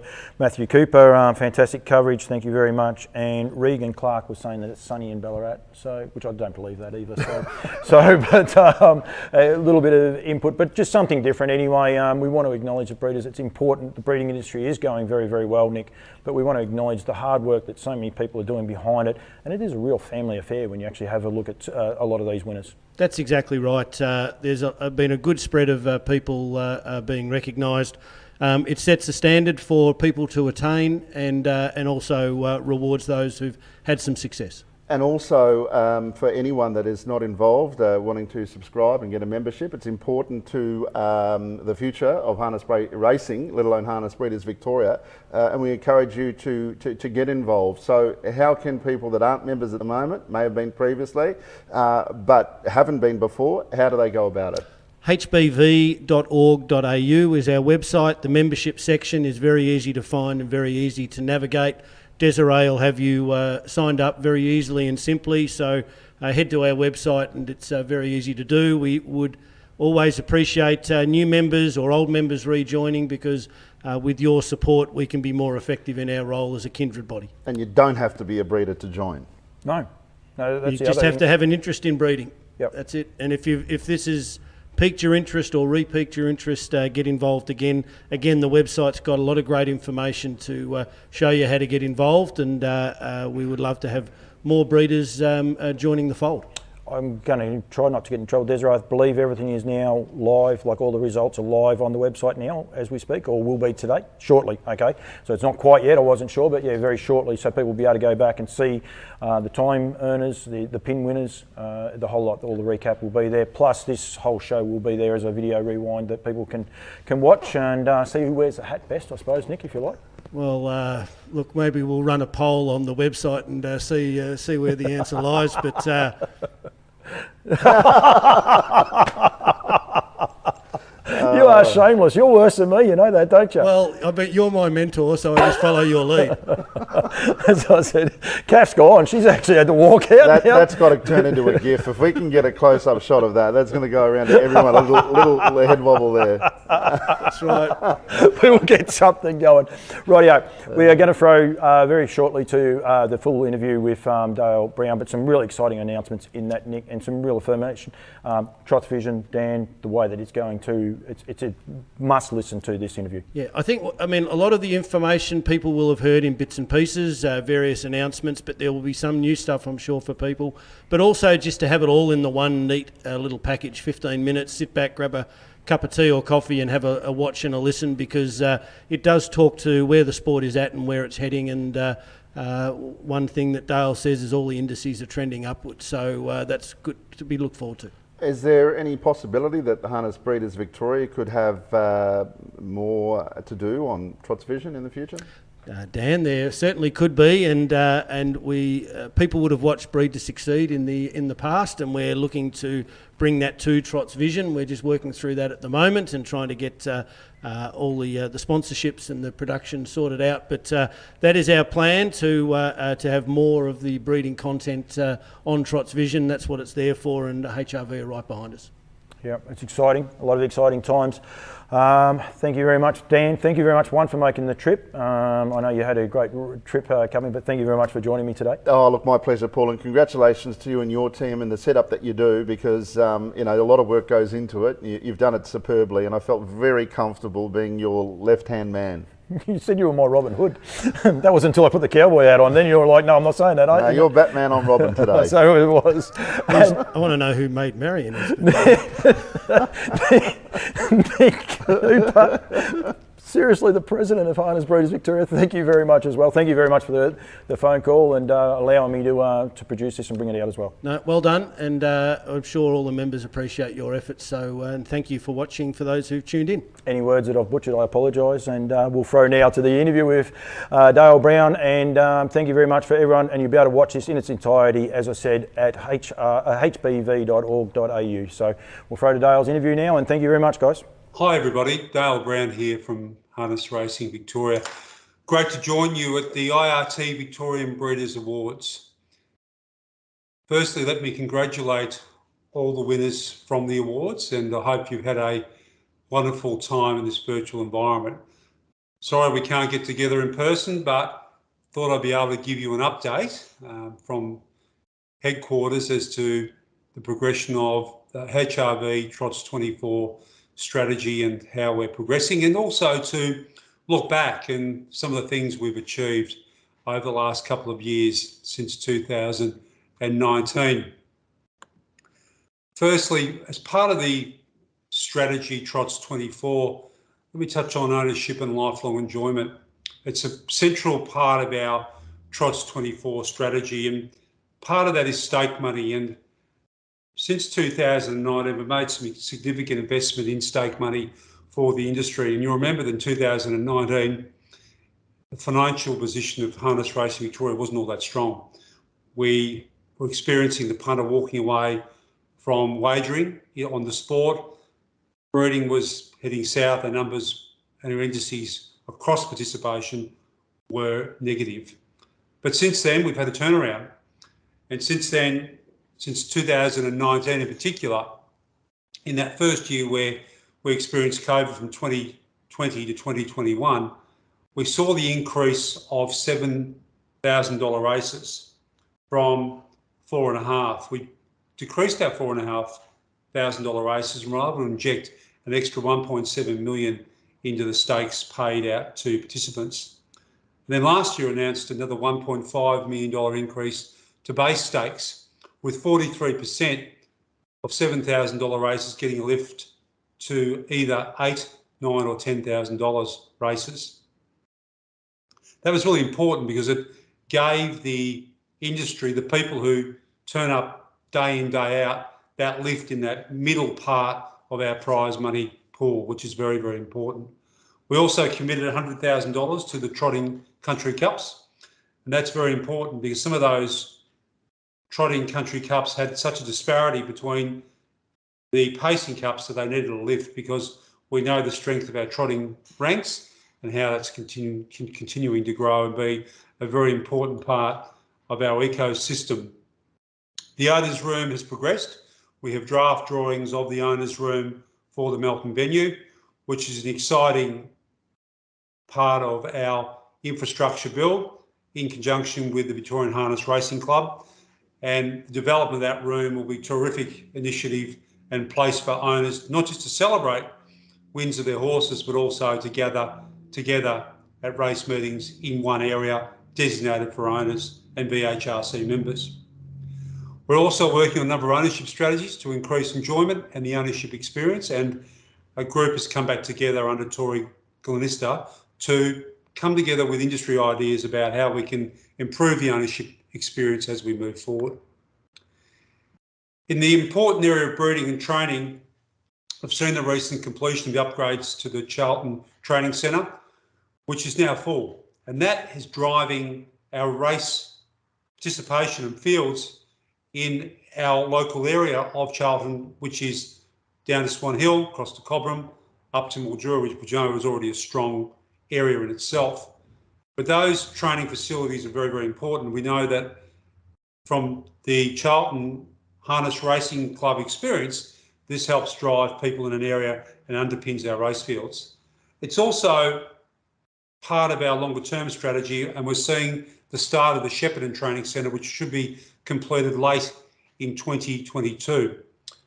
We're also looking at a business case for the rest of the state to be able to identify areas which are prime for training centres, because we know traditionally harness racing has been a family sport and people have properties, tracks, stables, infrastructure on their land, but that's changing, and new people coming into our industry can't afford land like people did 30, 40 years ago. So important that we put these training facilities in place to drop the barriers of participation. In the breeding space, we've continued to waive our foal notification costs, which is a saving of about $250,000 per annum to the industry. Vicbred Pure, that's now coming online for progenies in 2021. And we know that Vicbred Pure is now an increase of the first win bonus from the standing first win bonus of $7,000 for many, many years to $12,000 for Vicbred based mares who are sired by Australian bred stallions standing in Victoria and their progeny. So that's a really, really important initiative that we drive this ecosystem here in Victoria first and foremost. The racing team have increased their focus on mares racing. You'll see more of that in May, June and July of this year. And also the Triple Mares Crown for trotters was also another important initiative for mares in Victoria for the trotting ranks. The next part of the strategy which we're really working on and will come to life in the next couple of months is the strong club network. A new club registration agreement has been drafted and been going backwards and forwards amongst the clubs to finalise and refine, and that will be executed this year, which will give a real clear understanding of what governance requirements are for clubs and what the expectations are for clubs that hold race meetings in our ecosystem.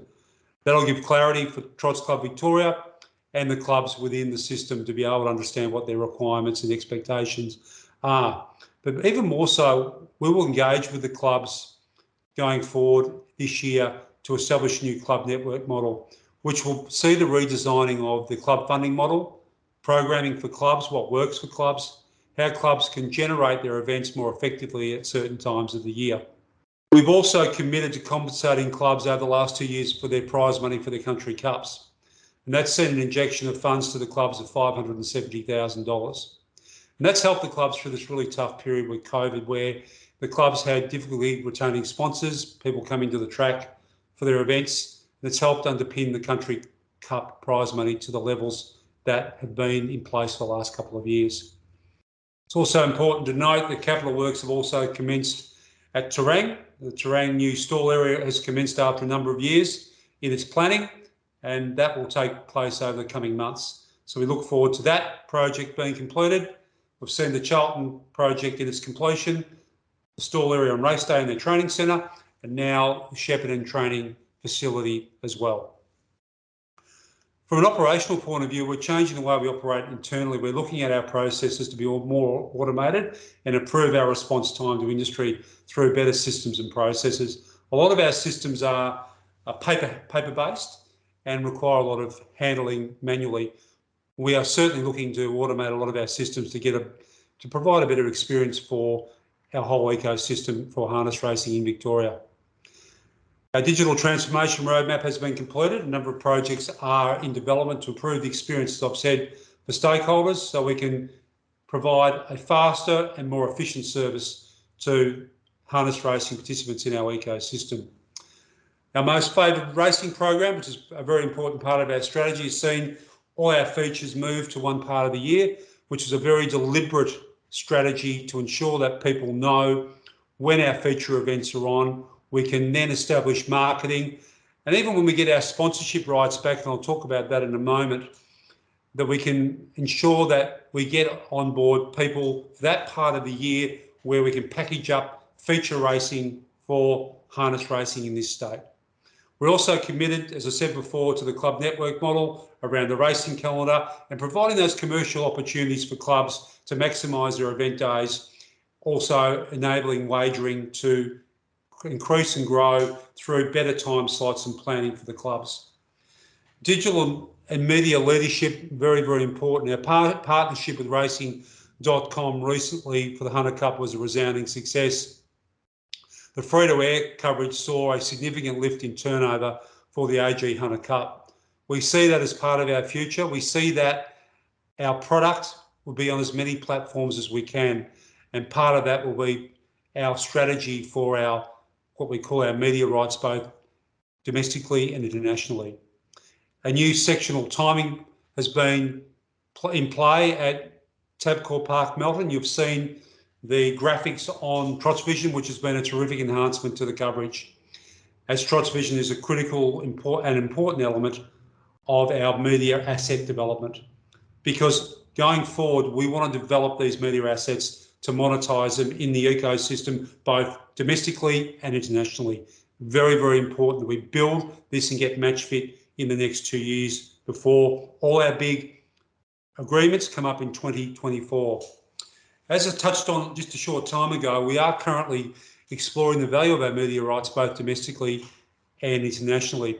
This is a significant project because Harness Racing Victoria has never embarked on such a move to develop an understanding of what they're worth and then develop the capability to be able to go to market ourselves, develop a product over our racing product, which is Trots Vision, to engage the audience, which creates value, and that can be distributed into the market, creating more value back into the ecosystem over time for Harness Racing Victoria. All our wagering indices are up, and wagering is a very important part of our strategy, as we've talked about in previous times we've got together. This is critically important that we have growth so we have more revenue coming into the organisation. Last year, for the first time on rolling 12 months, our turnover eclipsed $1 billion. This is due to a lot of the efforts we've made around our calendar, our Trots Vision, the way we're attacking our media, the way we're engaging a new audience. We knew we got a reset of the clock when COVID hit, and we're trying to make every post a winner as we move forward. It's encouraging. Wagering has not dropped off a cliff since society started to normalise.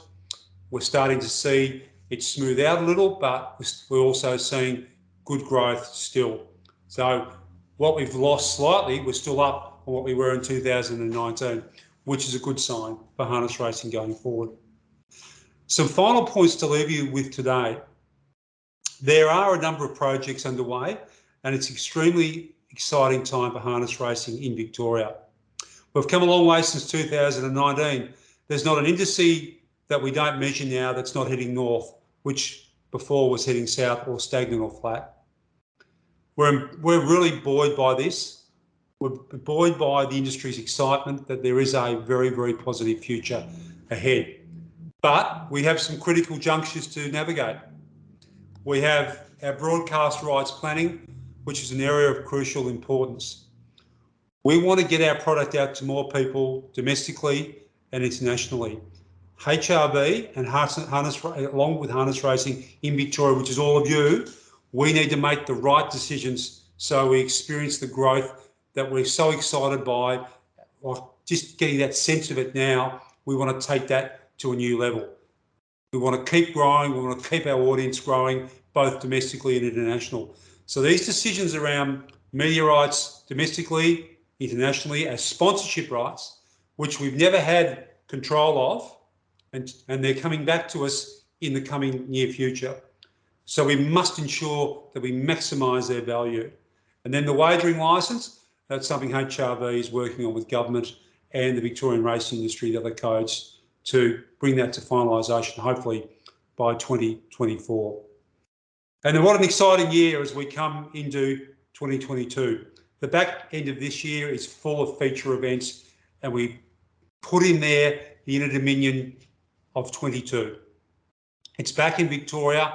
It's exciting. It's going to give our back end of the year a full feature bonanza. And there's no other way to put it. Get the audience there. Trackside. It's going to be a terrific time for everyone. And it's exciting to have the Inter-Dominion back here in Victoria. So what I'm going to do now is just show you a teaser of what's to be expected for the Inter-Dominion 2022. It was shown at the Night of Nights recently. Enjoy the footage and enjoy the rest of the awards ceremony. Thanks, everyone, and talk to you soon.